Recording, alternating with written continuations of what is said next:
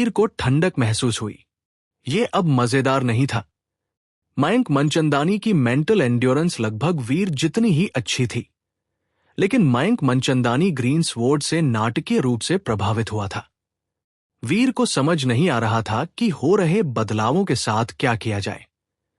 निंग का UA body, उसके jeans और यहां तक कि उसके व्यक्तित्व में भी बदलाव आया था।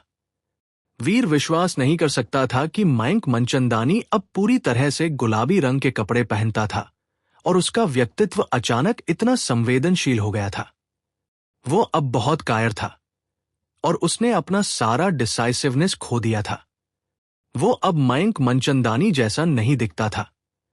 वीर ने तो यह भी सोचा कि कहीं मयंक मनचंदानी की सोल को किसी महिला ने तो नहीं ले लिया है। वीर ने भौं चढ़ाई और वो अवचेतन रूप से स्टोन से और दूर चला गया। इस जेनोजेनिक स्पेस के साथ क्या हो रहा है? इतनी अजीब चीजें क्यों हो रही हैं? वो मयंक मनचंदानी जैसा नहीं बनना चाहता था। स्टोन फील्ड्स की खुदाई जारी रही। 1 और 7 या 8 दिन लगे जब फिर से कुछ अजीब हुआ। किसी ने एक बड़ी रॉक खोदने में कामयाबी हासिल की जिससे खून रिस रहा था और उसमें से एक हैंड बाहर आ रहा था। हैंड मुक्त होने में कामयाब रहा और 1 दर्जन वर्कर्स को मार डाला। ये तब तक नहीं रुका जब तक नाइट वाइंड प्रकट नहीं हुआ और उसे मार नहीं डाला। वीर के प्रयोग भी अभी भी चल रहे थे। अब तक 4 समूह प्रभावित हुए थे। वे सभी एक बार लेवल अप हो गए थे, लेकिन केवल एक लेवल से। उसके बाद उन्होंने लेवल अप नहीं किया और न ही कोई और लेवल डाउन हुआ था। अब जब वीर स्टोन के प्रभावी रेडियस की पुष्टि कर सकता था, तो वो वेयरहाउस के चारों ओर एक डेंजर जोन को चिन्हित कर सकता था। लेकिन उसने 10 टीम्स को वापस नहीं बुलाया। वे अभी भी अपनी जगहों पर बने रहे, टेस्ट जारी रखा। फिलहाल कोई भी निश्चित नहीं हो सकता था कि क्या स्टोन अलग तरह से कार्य करना शुरू कर सकता है। किसी भी तरह से प्रयोग रुकने वाला नहीं था। वीर रॉक को देखने के लिए वेयरहाउस में प्रवेश नहीं किया, लेकिन ऐसा लग रहा था कि स्टोन हर उस व्यक्ति को लाभ पहुंचा रहा था जो इसके करीब आता था। लेकिन रेड क्लाउड के साथ जो हुआ, उस एक अनोमली के बाद वीर लापरवाह होने का जोखिम नहीं उठाएगा। हमेशा की तरह वीर ने 10 टीम्स को बुलाया। उनसे पूछताछ करने के बाद उसने बाबी के साथ खाने के लिए अपने कमरे में वापस जाने की योजना बनाई। लेकिन फॉलिंग लीफ ने वीर को सूचित किया कि मिस मिरर उसे अपने ऑफिस में देखना चाहती थी। वीर ने अनुमान लगाया, मिस मिरर के पास अब मुझे बुलाने के लिए कुछ महत्वपूर्ण है। वीर जो बता सकता था, खुदाई का काम यथासंभव तेजी से आगे बढ़ाया जा रहा था और उन्हें लगातार समस्याओं का सामना करना पड़ रहा था। मिस मिरर अकेले स्टोन फील्ड्स गई थी, इसलिए अगर वो वीर की तलाश में वापस आई थी तो उसने अनुमान लगाया कि कुछ हुआ होगा। वीर मिस मिरर के ऑफिस में गया जैसा कि उसे निर्देश दिया गया था। उसने खटखटाया और प्रवेश किया। जब उसने मिस मिरर को देखा तो उसका अभिवादन उसके होठों पर ही मर गया। आप। मिस मिरर रेड क्लाउड जैसी हो गई थी। उसमें अब वो डरावनी, रहस्यमय प्रेजेंस नहीं थी। उसकी लाइफ फोर्स कमजोर थी। वो अब एक किंग की तरह थी, ये निश्चित था। वह अब डिफाइड नहीं थी। मिस मिरर शांत दिख रही थी, लेकिन वीर अभी भी उसकी आंखों के पीछे गहरा दुख देख सकता था। हां, मैं किंग क्लास बन गई हूं। ऐसा लग रहा था कि एक डिफाइड बीइंग से डाउनग्रेड होना मिस मिरर के लिए काफी गट पंच था। वो उसके माइंड की ताकत का सम्मान करता था, लेकिन उस जैसी मजबूत व्यक्ति भी इस तरह हिल जाएगी। वीर चुप हो गया। फिर उसने मिस मिरर को देखा और पूछा, मैं क्या कर सकता हूं? वह जानता था कि मिस मिरर उसे बिना किसी कारण के देखने के लिए नहीं कहेगी। वह उसके जैसे फेक प्रिंस को क्या बताएगी, इसकी भी सीमाएं थी। मिस मिरर की आंखें स्थिर थी। सुदृढ़ीकरण रास्ते में है। उन्हें आने में 2 सप्ताह लगेंगे और हम यहां जो हो रहा है उसका कंट्रोल खो रहे हैं। यह मेरी पकड़ से बाहर हो गया है और जल्द ही कुछ और भी बुरा हो सकता है। वीर का चेहरा उदास लग रहा था। मिस मिरर जैसी मजबूत महिला के लिए ऐसा कबूलनामा करना मतलब था कि चीजें वास्तव में खराब थी। ये लगभग अकल्पनीय था। चीजें वीर के खुद के अनुमान से कहीं ज्यादा खराब रही होंगी। वीर ने धीरे से सुझाव दिया, हम अभी खुदाई क्यों नहीं रोकते और इस जगह को छोड़ देते हैं? हम बैकअप के यहां आने का इंतजार कर सकते हैं। मिस मिरर ने सिर हिलाया। बहुत देर हो चुकी है। मेरे स्टोन फील्ड छोड़ने से पहले हमने एक और स्टैचू खोदी। वीर जम गया। उसने मिस मिरर को घूरते हुए पूछा, वेयरहाउस में स्टैचू जैसा एक और स्टैचू? मिस मिरर की सांस तेज हो गई जब उसने इसके बारे में बात की। उसकी भावनाएं स्पष्ट रूप से अभी भी अस्थिर थी। ये अलग था। इस बार ये एक वास्तविक स्टैचू थी। इसमें 1000 आईज और हैंड्स है और हर आई में 4 प्यूपल्स हैं। वीर ने पूछा, उस स्टैचू की वजह से आप किंग क्लास बन गई? मिस मिरर ने सिर हिलाया और फिर उसने सिर हिलाया। मेरे स्टैचू खोदने के आधे घंटे के भीतर मैं D5 से गिर गई। लेकिन नाइट वाइंड, जो मेरे साथ स्टैचू का निरीक्षण कर रहा था, वो ठीक था। अन्य वर्कर्स भी ठीक थे। इसलिए मैं पुष्टि नहीं कर सकती कि मैं स्टैचू के कारण गिरी। वीर ने कहा, उस स्थिति में हमें वास्तव में आगे बढ़ना चाहिए। हमें इन प्रयासों को छोड़ देना चाहिए, खुदाई बंद कर देनी चाहिए और यहां से निकल जाना चाहिए। मिस मिरर ने सिर हिलाया। मैंने तुम्हें बताया, बहुत देर हो चुकी है। मेरी आंखों को देखो। वीर ने मांग की। तुम्हारी आंखों को क्या हुआ? जब उसने मिस मिरर की आंखों में करीब से देखा तो उसे जो दिखा उससे वो चौंक गया।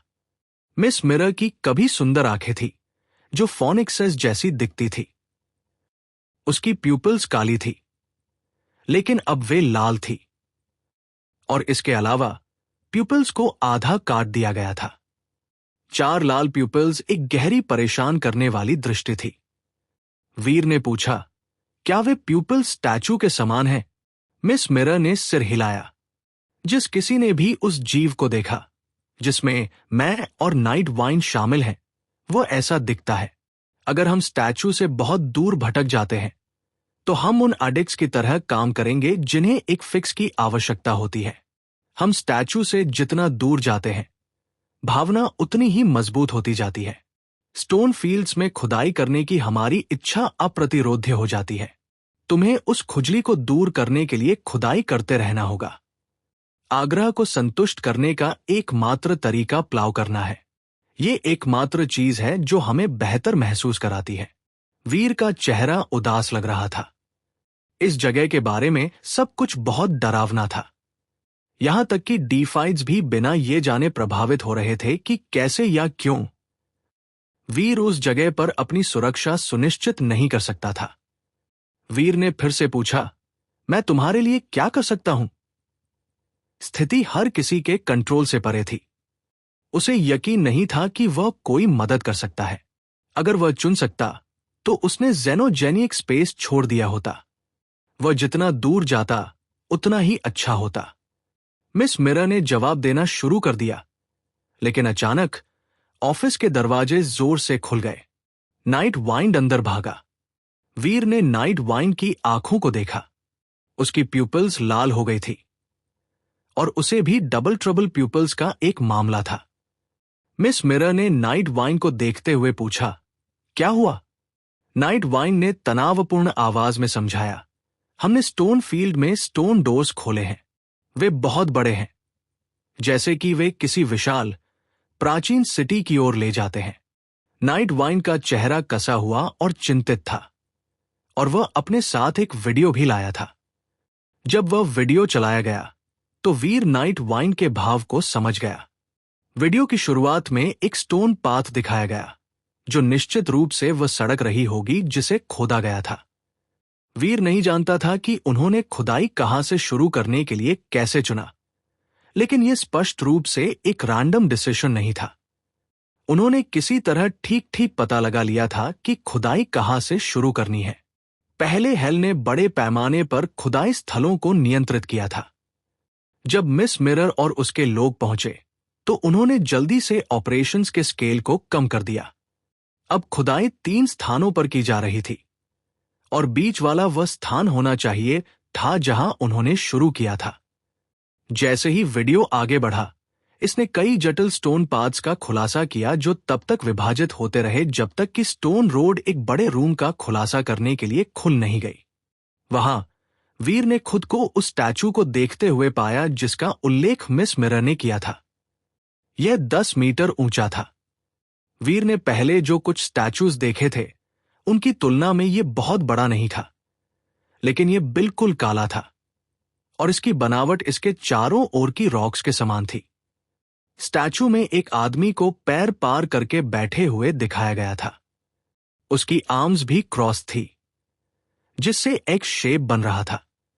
आदमी की आईज वैसी ही थी जैसा मिस मिरर ने बताया था। प्रत्येक में 2 प्यूपल्स थी और वे लाल थी। स्टैचू के पीछे कई आर्म्स और हैंड्स थे। वे एक साथ मिलकर एक बड़ी टॉर्च का शेप बनाते थे। हर हैंड में भी 2 प्यूपल्स वाली एक लाल आई थी। स्टैचू को देखना डिस्कंसर्टिंग था। ऐसा लग रहा था जैसे अजीब आइज की एक अंतहीन लहर स्क्रीन से बाहर घूर रही हो। वीर उन्हें केवल वीडियो के माध्यम से देख रहा था, लेकिन फिर भी उसे गूज बम्प सा आ गए। मिस मिरर और नाइट वाइन पर भी एक ठंडक छा गई। वीडियो स्टैचू के पास ज्यादा देर तक नहीं रुका। ये आगे बढ़ा, जिससे कुछ और भी आश्चर्यजनक सामने आया। स्टैचू के परे स्टोन पाथ एक केव में गायब हो गया। ये एक मोटा छेद था जो ऐसा लग रहा था कि इसे नंगे हैंड या क्लॉथ से खोदा गया हो। स्टोन टनल की दीवारों पर यहां और वहां खून लगा हुआ था। टनल की सतह में क्लॉस और टैलेंस उकेरे गए थे। जैसे जैसे वीडियो आगे बढ़ा और अधिक खून का पता चला, खून धीरे धीरे हर सतह पर छा गया, जिससे काली केव लाल हो गई। इस दृश्य ने वीर के पेट में क्रॉल महसूस कराया। वीर खुद को पूछने से नहीं रोक सका, वो केव हैंड से नहीं खोदी गई होगी, है ना? हालांकि एक्सट्रीम किंग वर्कर्स को ज्यादा सम्मान नहीं देता था।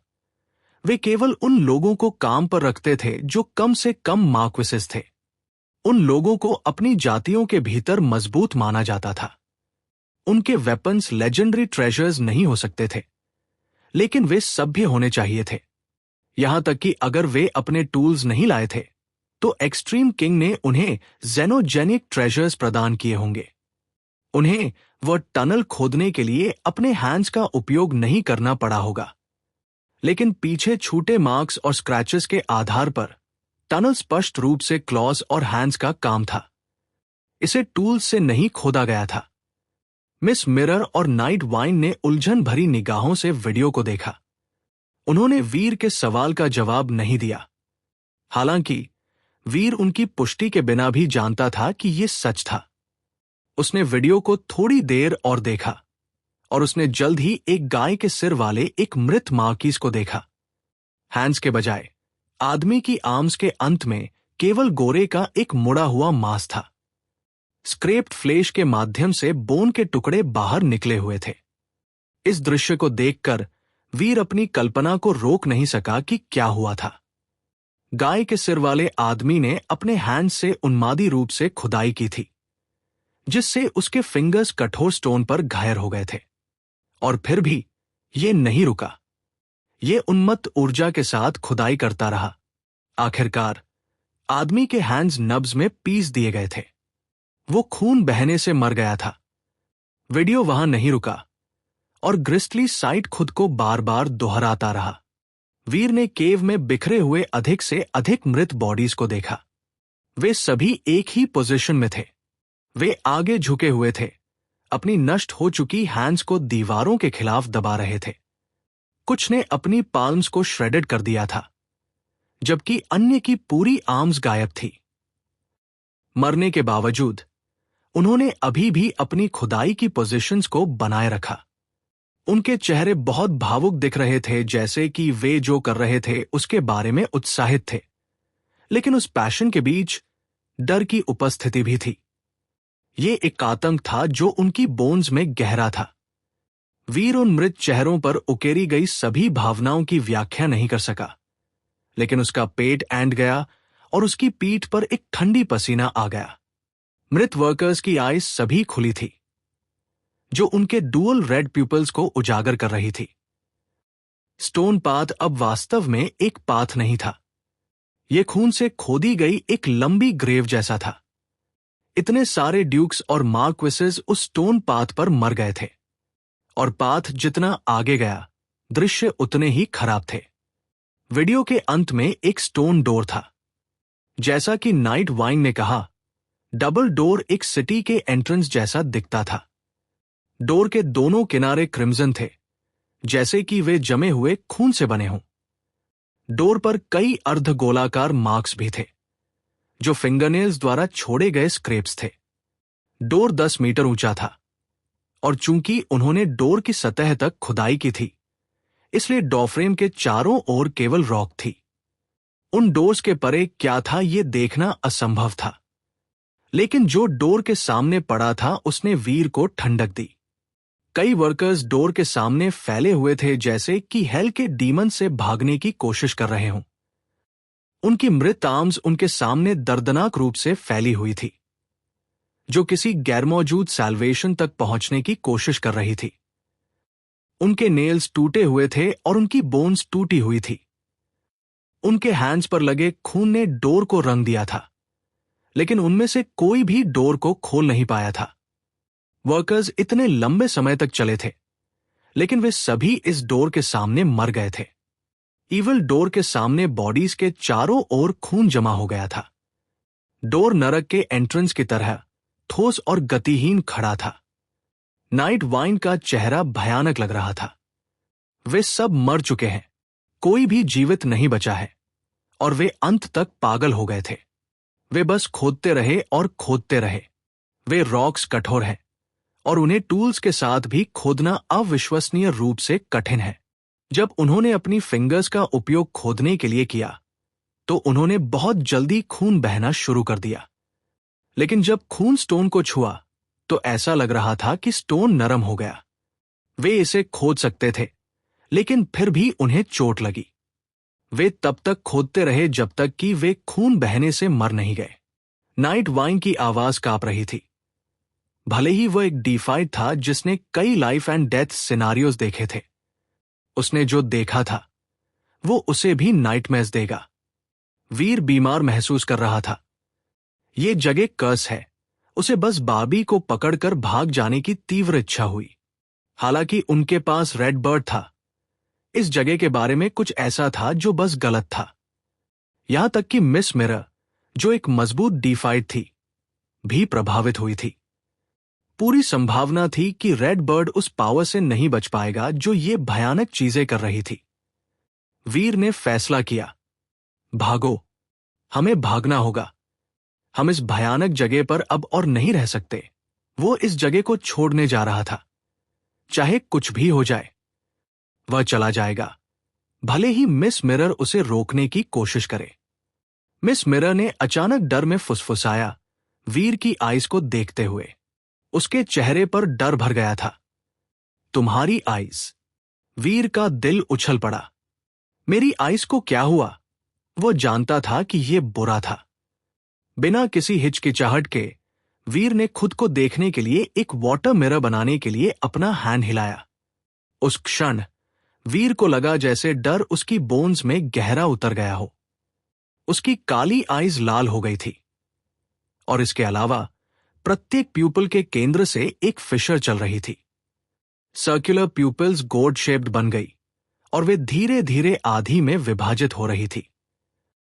वीर ने उदास होकर महसूस किया, मैं जो भी ये चीज है उससे इन्फेक्टेड हो गया हूं। और उसके शरीर में एक गहरा चिल दौड़ गया। उसे पता नहीं था कि उसने ये अजीब कंडीशन कैसे या कब पकड़ी। जब तक मिस मिरर ने उसे बताया नहीं, तब तक उसे यह भी एहसास नहीं हुआ था कि वो अजीब पावर उसके शरीर में घुसने और उसकी आईज को इन्फेक्ट करने में कामयाब रही थी। मिस मिरर और नाइट वाइन ने आश्चर्य से उसे घूरना शुरू कर दिया। वीर ने कभी स्टोन पाथ का दौरा नहीं किया था, नहीं उसने स्टैचू को 1000 आईज के साथ व्यक्तिगत रूप से देखा था। लेकिन अब इस बात से इनकार करना असंभव था कि उसकी हर आई में 2 लाल प्यूपल्स थी। इसका केवल एक ही मतलब हो सकता था, वो पावर कंटेजियस थी। अगर ये वास्तव में कंटेजियस थी, तो इसका मतलब था कि उनके कैंप में हर व्यक्ति के लिए गेम ओवर था। यहां तक कि उनकी ओर आ रहे रीइंफोर्समेंट्स भी खतरे में होंगे। वीर ने तुरंत प्रतिक्रिया दी। वो घूमा और ऑफिस से बाहर भागा। फिर उसने बाहर गार्ड को पकड़ा और आदमी की आईज में गहराई से देखा। गार्ड लगभग उसे झटकने ही वाला था, लेकिन मिस मिरर और नाइट वाइंड उसे रोकने के लिए बाहर आए। वीर ने कुछ और गार्ड्स की आईज में देखा। उनकी आईज पूरी तरह से सामान्य थी। उसकी प्यूपिल्स नहीं बदली हैं। अगले ही पल वीर ने अपना फोन निकाला और फॉलिंग लीफ के नंबर पर कॉल किया। 2 बार रिंग हुई और फिर फॉलिंग लीफ ने फोन उठाया। हालांकि उसने केवल वॉइस कॉल का जवाब दिया, इसलिए कोई वीडियो नहीं था। वीर ने पूछा, फॉलिंग लीफ, क्या बाबी पास में है? फॉलिंग लीफ ने जवाब दिया, हाँ। वीर ने कहा, अपना वीडियो चैट चालू करो। फॉलिंग लीफ ने वीडियो चालू किए बिना पूछा, क्यों? मिस मिरर ने कहा, बस वही करो जो उसने कहा। फॉलिंग लीफ ने जवाब दिया, ठीक है। उसने अपना वीडियो चैट चालू किया और उसकी छवि वीर की स्क्रीन पर दिखाई दी। फॉलिंग लीफ के बाल थोड़े बिखरे हुए थे और उसके कपड़े गलत तरीके से मिस बटन थे। वीर को पता नहीं था कि वह बार्बी के साथ अकेले क्या कर रही थी, लेकिन वह महत्वपूर्ण नहीं था। वीर ने उसकी प्यूपल्स को घूरा और देखा कि वे सामान्य थी। रंग अभी भी वही थे और प्रत्येक आई में केवल एक प्यूपल थी। वीर राहत में थोड़ा झुक गया। बार्बी सोफा पर बैठी थी, अपने हैंड्स में डाइस पकड़े हुए थी। जब उसने वीर को पुकारा तो उसकी आवाज बहुत प्यारी लगी, डैड। बार्बी की आय सामान्य लग रही थी। इससे वो और भी सुरक्षित महसूस करने लगा। बार्बी, कमरे में रहो और फॉलिंग लीफ के साथ खेलो। कहीं मत जाना और मेरा वही इंतजार करना, ठीक है? बार्बी ने सिर हिलाया। जरूर, डैड। वीर ने अपना ध्यान वापस फॉलिंग लीफ की ओर किया। फॉलिंग लीफ, दरवाजा बंद रखना और कहीं मत जाना। मुझे छोड़कर किसी को अंदर भी मत आने देना। फॉलिंग लीफ ने जवाब नहीं दिया। उसने मिस मिरर को देखा, जो अभी भी वीर के बगल में खड़ी थी। मिस मिरर ने शांत होकर कहा, जैसा वह कहता है वैसा करो। फॉलिंग लीफ ने सहमति में सिर हिलाया। जरूर। वीर ने फोन बंद कर दिया और मिस मिरर से बात की। बिना बदली हुई आईज वाले किसी व्यक्ति को ढूंढो। हमें एक टेस्ट करने की जरूरत है। मिस मिरर ने नाइट वाइंड को देखा। नाइट वाइंड बिना एक शब्द कहे गायब हो गया। थोड़ी देर बाद नाइट वाइंड फिर से ऑफिस में प्रकट हुआ, अपने सामने 2 लोगों को धकेलते हुए। वे 2 वर्कर्स थे जिन्हें वीर ने स्टोन स्टैचू की सीमा के भीतर तैनात किया था। उनमें से एक मयंक मनचंदानी था और दूसरा वह आदमी था जिसके साथ वह टीम था। चूंकि मयंक मनचंदानी वेयरहाउस से सबसे दूर था, वो और उसका पार्टनर पहले व्यक्ति थे जिनसे नाइट वाइंड टकराया था। वीर ने मयंक मनचंदानी को ऑफिस के दरवाजे से बाहर धकेल दिया और उसे बंद कर दिया। तुम यहीं रुको। उसने ड्यूक को कंप्यूटर के सामने खींचा और वीडियो को फिर से शुरू किया। उसने सुनिश्चित किया कि ड्यूक पूरी चीज देखे। वीर, मिस मिरर और नाइट वाइंड ने ड्यूक की आईज में घूर कर देखा। जब ड्यूक ने स्टैचू को 1000 आईज और 1000 आर्म्स के साथ देखा, तो आदमी की प्यूपल्स जल्द ही लाल होने लगी। सेकंडों बाद रंग एक गहरे स्कारलेट में गहरा गया। फिर प्यूपल्स विभाजित होना शुरू हो गई। मिनटों में ड्यूक की भी आईज वीर जैसी लाल हो गई। वीर को कुछ भी कहने की जरूरत नहीं थी। वे सब समझ गए थे कि क्या हो रहा है। केवल उस स्टैचू की छवि वाले वीडियो टेप को देखने से ही वे उस शापित पावर से इन्फेक्टेड हो सकते थे जो उस स्ट्रक्चर में समाहित थी। वीर ने दरवाजा खोला और मयंक मनचंदानी को कमरे के अंदर आने दिया। उसकी आईज अभी भी ठीक थी और वहां कोई नया बदलाव नहीं था। वीर ने जब पूछा तो वह इसकी पुष्टि करने में सक्षम था। वीर ने भौहें चढ़ाई। आप उस स्टैचू को किसी भी तरह से देखें, आप उसकी पावर से इन्फेक्टेड हो जाएंगे। उसने अपनी आइज की जांच करने के लिए अपनी कुछ पावर्स का उपयोग किया और यह पता लगाने की कोशिश की कि वे क्यों बदल गई थी, लेकिन वो कुछ भी नहीं जान सका। जहां तक वीर अपनी सेंसेस को फैला सकता था, आइज सामान्य महसूस हो रही थी। वे किसी भी बाहरी पावर के प्रभाव में नहीं लग रहे थे। यहां तक कि प्रोफेसर मंत्रा एरिया भी यह निर्धारित नहीं कर सका कि उसकी आइज को क्या हुआ था। ऐसा लग रहा था कि उसकी आइज हमेशा की तरह ही हैं, लेकिन वीर वही अर्जेस महसूस कर सकता था जिनका वर्णन मिस मिरर ने किया था। उसे अचानक स्टोन फील्ड की ओर जाने की तीव्र इच्छा हुई। ये एक पुराने स्मोकर की तरह था जिसने पूरे दिन स्मोक्ड नहीं किया था। वो हताश होकर बाहर जाकर एक पैकेट खरीदना चाहता था। सौभाग्य से वीर का माइंड स्थिर था। वह इस इंपल्स का विरोध करने में सक्षम था। अगर उसका माइंड कमजोर होता तो वह पहले ही फील्ड्स में भाग चुका होता। ड्यूक चिल्लाया। उसकी आइज लाल हो गई और उसने हाफना शुरू कर दिया। उसने एक अप्राकृतिक, निगलने वाली आवाज निकाली, फिर ऑफिस से बाहर भागने के लिए मुड़ गया। नाइट वाइन ने ड्यूक को पकड़ा और उसे जमीन पर गिरा दिया।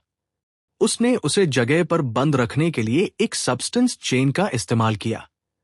ड्यूक पागलपन की तरह लड़ा क्योंकि उसने सब्सटेंस चेन को ढीला करने की कोशिश की। उसका पूरा शरीर एक जनकी की तरह हिल रहा था जिसे फिक्स की जरूरत थी। उसके आंसू और बलगम फर्श पर टपकने लगे। वीर ने मिस मिरर और नाइट वाइन को देखते हुए पूछा, हम क्या करें? चीजें बहुत जल्दी खराब हो रही थी और ये कुछ ऐसा नहीं था जिससे वे भाग सके। स्थिति के बारे में शिकायत करना बेकार होगा। उन्हें इस गड़बड़ी से मुक्त होने का एक तरीका खोजना होगा। नाइट वाइन ने कहा, हो सकता है कि हमारे जवाब उन स्टोन डोर्स के परे हों। हमें अपनी वर्तमान समस्याओं का समाधान खोजने के लिए वहां जाना पड़ सकता है। वीर ने पूछा, क्या आपने 1000 आइज और 1000 हैंड्स वाली स्टैचू को नष्ट करने की कोशिश की है? नाइट वाइन ने कहा, मैंने इसे तोड़ने की कोशिश की है, लेकिन मैं असफल रहा। वह स्टैचू औसत काली रॉक से कठिन है। हमारी पावर्स इसे नुकसान नहीं पहुंचा सकती है। जब मिस मिरर ने फैसला लिया तो वह झिझकती हुई नहीं लगी। उसकी आवाज दृढ़ और नियंत्रित थी। तब ऐसा लगता है कि स्टोन डोर ही हमारे लिए आगे बढ़ने का एकमात्र तरीका है। अर्जेस मजबूत हो रहे हैं और हमारी शक्तिशाली विल्स के साथ भी हम हमेशा के लिए टिक नहीं पाएंगे। हम रीइंफोर्समेंट्स के यहां आने का इंतजार नहीं कर सकते। जब तक हमारा खुद पर कंट्रोल है, तब तक डोर्स की ओर चलते हैं। वीर ने सिर हिलाया। जरूर, चलो उस स्टोन डोर पर चलते हैं और एक नजर डालते हैं। वो 1000 हैंड्स और 1000 आइज वाली स्टैचू को भी देखना चाहता था। उनके पास कोई सबूत नहीं था कि इन्फेक्शन एक व्यक्ति से दूसरे व्यक्ति में फैल सकता है अगर वीडियो शामिल नहीं था। लेकिन इस बिंदु पर कौन जानता था कि इन्फेक्शन कैसे ट्रांसमिट हो सकता है? अगर बार्बी और मयंक मनचंदानी को यह लग गया तो यह बुरा होगा। इसके अलावा मयंक मनचंदानी पहले से ही किसी चीज से इन्फेक्टेड था। यह बताना मुश्किल हो गया था कि वह आदमी था या औरत, और उसका व्यक्तित्व भी मौलिक रूप से बदल गया था। मयंक मनचंदानी जिसे वीर जानता था, वह जा चुका था। अब जब मिस मिरर ने अपना फैसला ले लिया था तो उसने तुरंत कार्रवाई की। वीर, नाइट वाइंड और वह ड्यूक उसके पीछे स्टोन फील्ड्स की ओर गए। रेड क्लाउड किंग क्लास में गिर गई थी, इसलिए उन्होंने उसे कैंप में पीछे छोड़ दिया।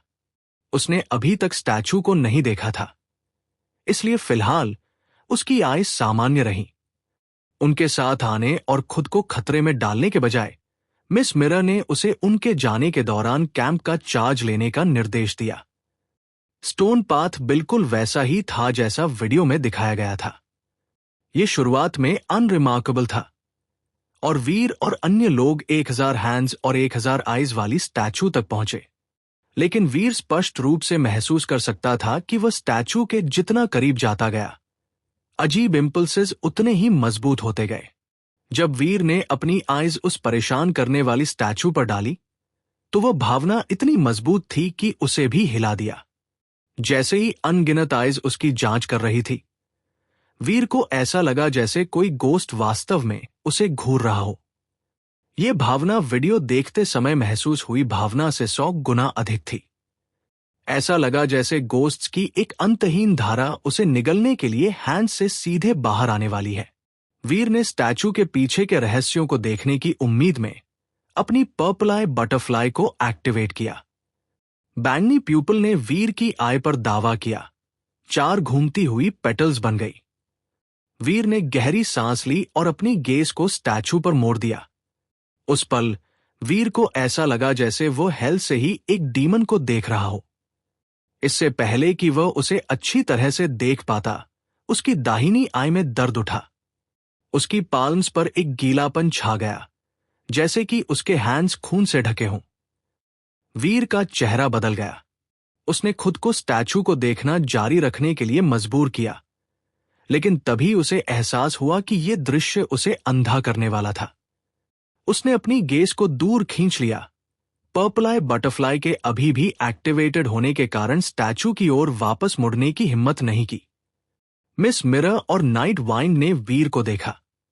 तुम ठीक हो? वीर ने अपने हैंड्स नीचे किए, जिनका उपयोग उसने अपना चेहरा ढकने के लिए किया था। उसकी आइज लाल थी और खूनी आंसू टपक रहे थे। मैंने स्टैचू को देखने के लिए आइज की एक ट्रिक का इस्तेमाल किया, लेकिन इसने मुझे लगभग अंधा कर दिया। सौभाग्य से वीर का ब्लड क्रिस्टलाइज था, अन्यथा उसने इतना खून खो दिया होता कि वह मर जाता। नाइट वाइन ने कहा, देखना बंद करो और इसे फिर से जांचने के लिए अपनी आई स्किल का उपयोग न करें। अगर मेरा अनुमान सही है तो यह स्टैचू किसी प्रकार के आई गॉड से संबंधित है। इसकी पावर सीधे विजन से जुड़ी है। यदि आप इसे देखने के लिए आई स्किल का उपयोग करते हैं तो यह डेथ को आमंत्रित करने जैसा है। वीर ने सिर हिलाया और चुप रहा। उसने मिस मिरर का अनुसरण करते हुए पाथ पर चला। स्टैचू के चारों ओर घूमने के बाद वे स्टोन केव में आए जो खून से सना हुआ था। यह वीडियो जैसा ही दिख रहा था। जितना वे आगे बढ़े उतना ही अधिक खून और गोरे दिखाई दिया। आखिरकार उन्होंने कैवर्न के अंत में डोर को पाया। सब्सटेंस चेन से बंधा ड्यूक फिर से चिल्लाया। उसने स्टोन डोर की ओर भागने की पूरी कोशिश की। अगर नाइट वाइन ने ड्यूक को वापस नहीं खींचा होता तो वो अपनी स्कल को खोलने के लिए डोर में इतनी जोर से टकराता। स्टोन डोर कसकर बंद था, लगभग सीमलेसली, और बस यही था। अनगिनत ड्यूक्स ने इसे खोदने की कोशिश की थी, लेकिन कोई फायदा नहीं हुआ। डोर उनके फिजिकल अटैक्स के लिए अभेद्य था। वीर ने फिर से अपनी पर्पल आई बटरफ्लाई का उपयोग करने की हिम्मत नहीं की, इसलिए उसे अपनी खुद की आईसाइट से इसकी जांच करनी पड़ी। स्टोन डोर की ओर जाने की अर्ज मजबूत हो गई थी, लेकिन सौभाग्य से उन तीनों की विल्स मजबूत थी। वे ड्यूक की तरह खुद पर कंट्रोल नहीं खोएंगे, लेकिन अर्जेस समय बीतने के साथ मजबूत होते गए, और ये केवल समय की बात थी जब तक कि उनकी विल्स टूट नहीं जाती। इन इंपल्सेस को हमेशा के लिए रोके रखने के लिए एक गॉड की आवश्यकता होगी। स्टोन डोर पर कोई लॉक या हैंडल नहीं था। यह कसकर बंद था, लगभग सीमलेसली, और बस यही था। नाइट वाइंड और मिस मिरर ने नजरें बदली, और फिर नाइट वाइंड ने पावर एकत्र करना शुरू कर दिया। वे स्टोन डोर को जबरदस्ती खोलने की अपनी मूल योजना का पालन करना चाहते थे। वीर मिस मिरर के बगल में खड़ा था। उसकी दाहिनी आंख अभी भी लाल और सूजी हुई थी, और कभी कभी तेज दर्द की जैब्स अभी भी उससे खेलती थी। नाइट वाइंड ने अपनी सब्सटेंस चेन को हिलाया, जो एक काली चादर की तरह जमीन के ऊपर मंडराती थी। उसके कॉल का जवाब देते हुए ये उसके हैंड में फिसल गई और एक काली स्वॉर्ड के रूप में प्रकट हुई। जब वीर ने स्वॉर्ड को देखा जिसे नाइट वाइंड पकड़े हुए था, तो उसने नोट किया कि इसने उसे एक खाली रात के स्काई को देखने जैसा ही एहसास दिया। इसमें निहित पावर्स अप्रत्याशित थे। नाइट वाइंड की आइज जम गई। उसके हैंड में काली स्वॉर्ड स्टोन डोर के बीच में टकराई और घूमता हुआ डार्कनेस डोर की सतह से टकराया जैसे एक काला हराइजन जमीन को छू रहा हो। उसने अपनी सब्सटेंस चेन की पूरी फोर्स के साथ डोर पर बार बार वार किया, लेकिन हर बार जब डार्कनेस डोर के संपर्क में आया तो डार्कनेस एक क्रैशिंग वेव की तरह चकनाचूर हो गया। पूरे समय स्टोन डोर टस से मस होने से इनकार कर दिया। नाइट वाइन की पावर एक पूरे प्लैनेट को जला सकती थी, लेकिन डोर अप्रभावित लग रहा था। आसपास की रॉक सभी काली ब्लेड से टूट गई, जिससे डोर फ्रेम के एजेस का खुलासा हुआ, लेकिन डोर नहीं खुला। हालांकि वे अब डोर फ्रेम से परे डोर के चारों ओर क्या था, इसकी एक झलक पा सकते थे। डोर एक सिटी टावर में स्थापित था। सिटी टावर काली ब्रिक्स से बनाया गया था। ब्रिक्स टनल में हर जगह मौजूद काली स्टोन के समान दिखती थी, लेकिन वे बहुत कठिन थी। यहां तक कि नाइट वाइन की चेन पावर भी उन पर केवल स्क्रेप्स ही छोड़ सकी। उसके द्वारा छोड़े गए स्क्रेप्स कैट स्क्रैचेस जैसे दिखते थे। जैसे ही नाइट वाइन की स्वॉर्ड की पावर ने डोर के चारों ओर की काली रॉक को और फाड़ दिया, वीर ने डोर के ऊपर खुदे हुए 3 शब्दों को देखा। वीर ने उन 3 शब्दों को पहचाना। वे यूनिवर्स की सामान्य भाषा में लिखे गए थे। Due God city. Night wine चिल्लाया, ड्यू गॉड सिटी। क्या ये ड्यू गॉड सिटी है? यहां तक कि मिस मिरर भी हक्की बक्की लग रही थी। वीर ने नाइट वाइन से पूछा, ड्यू गॉड सिटी क्या है? उसने इस जगह के बारे में पहले कभी नहीं सुना था। नाइट वाइन की भावनाएं तब तक बढ़ गई थी जब तक कि वो लगभग हिस्टेरिकल नहीं हो गया था। उसने डीफाइड इंडिविजुअल में अपेक्षित सारा कंपोजर खो दिया, लेकिन उसने ध्यान नहीं दिया। उसकी आईज चमक उठीं क्योंकि उसने डोर के ऊपर 3 शब्दों को घुरा। किंवदंतियां कहती हैं कि एंशिएंट गॉड के पास प्राचीन काल में एक शक्तिशाली सिटी थी। उस जगह को ड्यू गॉड सिटी कहा जाता था। चूंकि एंशिएंट गॉड के लोग बॉर्न डीफाइड थे, वे आगे लेवल अप नहीं कर सकते थे। हालांकि जो लोग ड्यू गॉड सिटी गए, उन्हें अक्सर डीफाइड लेवल से ऊपर उठने का अवसर मिला। इतने समय से हर कोई सोचता था कि यह सिर्फ एक किंवदंती थी।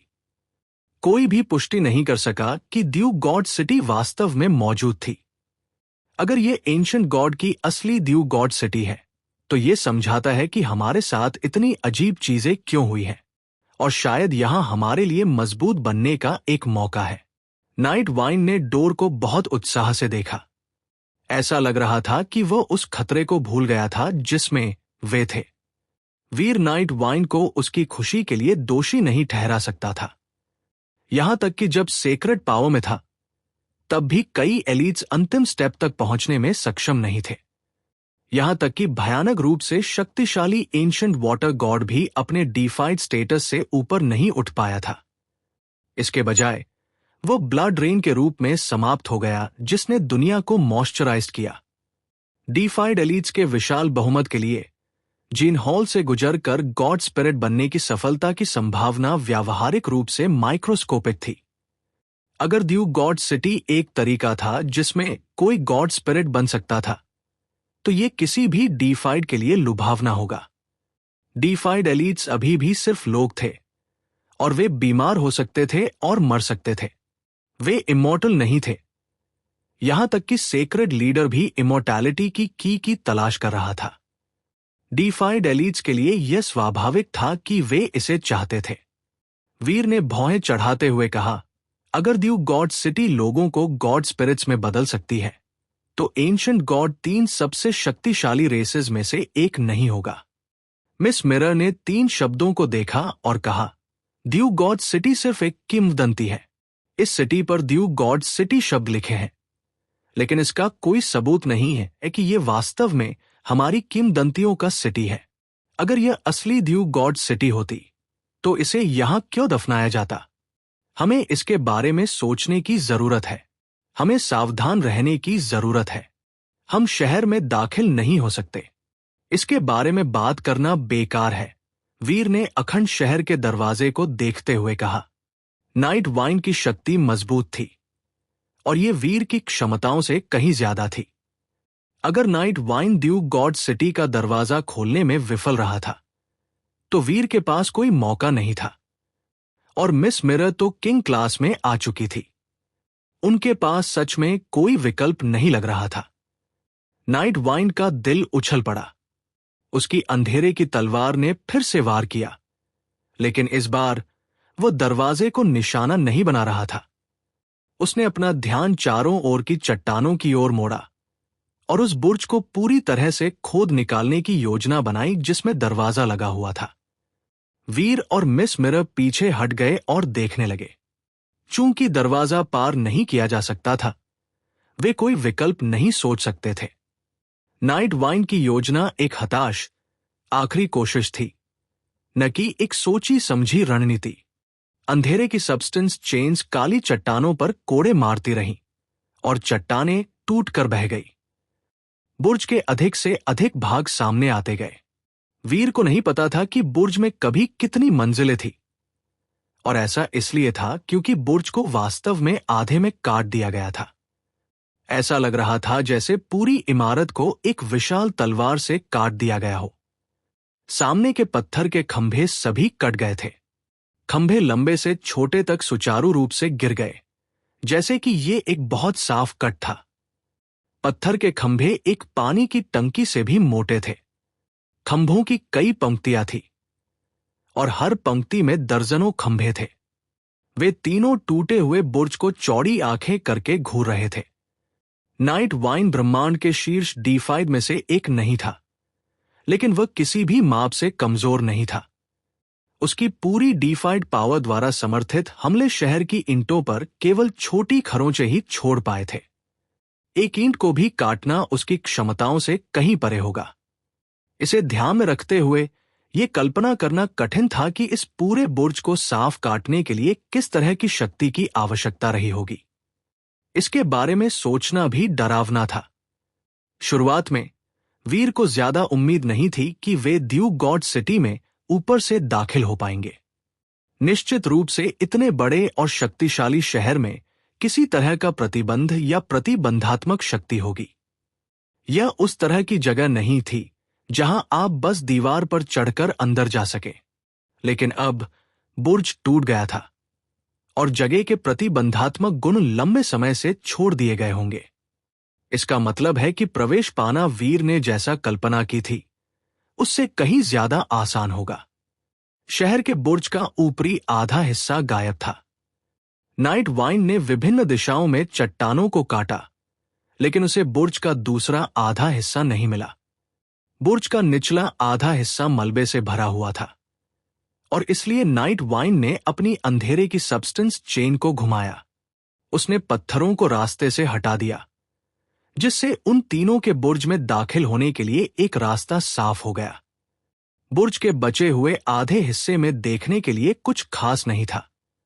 बुर्ज में कभी एक मूर्ति खड़ी थी, लेकिन ऊपरी आधा हिस्सा काट दिया गया था और बुर्ज के ऊपरी आधे हिस्से के साथ ले जाया गया था। मूर्ति का जो हिस्सा बचा था वो बैठा हुआ लग रहा था और उसके पैर क्रॉस किए हुए थे। वे तीनों ये नहीं बता सकते थे कि मूल रूप से ये किस तरह की मूर्ति रही होगी। पत्थर के जानवरों के टूटे हुए अवशेष मूर्ति के चारों ओर बिखरे पड़े थे। वे गिर गए थे और फर्श पर टूट गए थे। जहां वे अब पड़े थे उसे देखकर यह स्पष्ट था कि वे कभी मूर्ति के दोनों ओर सुरक्षा के लिए खड़े थे। ऐसा लगता है कि यहां कभी एक भयंकर लड़ाई लड़ी गई थी। लेकिन अगर यह सच है तो हमें उन जीवों के शव क्यों नहीं मिले होंगे जो यहां मर गए होंगे? वीर ने भ्रमित लहजे में पूछा। हो सकता है कि हमें मिले हों। याद है, हमने कुछ कटे हुए हाथ खोदकर निकाले हैं। वे अंग हास्यास्पद रूप से खतरनाक थे। काटे जाने के बाद भी हाथों ने अभी भी हमारे कई श्रमिकों को मार डाला। यह निश्चित रूप से दिखाता है कि इस लड़ाई में शामिल लोग कितने डरावने रहे होंगे। यहां तक कि उनके अंगों में भी अविनाशी शक्ति है, नाइट वाइन ने कहा। मिस मिरर ने माथे पर बल डाला।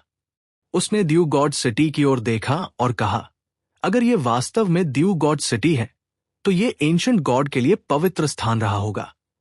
यहां तक कि एक्सट्रीम किंग ने भी माना है कि ड्यूक गॉड सिटी सिर्फ एक किंवदंती थी। न कि एक वास्तविक जगह जो वास्तव में मौजूद थी। एंशिएंट गॉड ने इस शहर को बहुत गंभीरता से सुरक्षित रखा है। अगर अन्य जीव ड्यू गॉड सिटी पर हमला करना चाहते थे तो एंशिएंट गॉड ने निश्चित रूप से जवाबी हमला किया होगा। लेकिन मैंने कभी भी इस पैमाने पर एंशिएंट गॉड की लड़ाई के बारे में कोई कहानी नहीं सुनी है। रुकने के बाद मिस मिरर ने कहा, जो हम देख रहे हैं उसके आधार पर यह एक गॉड स्पिरिट के युद्ध के मैदान का खंडहर है, शायद सबसे पहले के युग का। एंशिएंट गॉड ने इस पर दावा कैसे किया? एंशिएंट गॉड के शीर्षक में गॉड शब्द हो सकता है, लेकिन वे वास्तव में गॉड्स नहीं हैं। हो सकता है कि हम यहां जो हुआ उसके बारे में धारणाएं बना रहे हों। हो सकता है कि ये एक गॉड स्पिरिट के युद्ध के मैदान का खंडहर न हो। नाइट वाइन ने कहा, भले ही ऐसा न हो, इस तरह की लड़ाई ने पूरे ब्रह्मांड को हिला दिया होगा। कोई रास्ता नहीं है कि किसी को इसके बारे में पता न हो। मिस मिरर ने सिर हिलाया। वीर ने सोचा और कहा, हो सकता है कि ड्यू गॉड सिटी वास्तव में मौजूद थी और यह सिर्फ एक वर्जित जगह थी जो एंशिएंट गॉड के लिए पवित्र थी। लेकिन यह शहर सबसे पहले के युग में ही नष्ट हो गया था। हो सकता है इसीलिए किसी ने वास्तव में ड्यू गॉड सिटी को नहीं देखा है। हो सकता है कि एंशिएंट गॉड को भी यह पता न हो कि इसे कहां खोजना है। यह संभव है।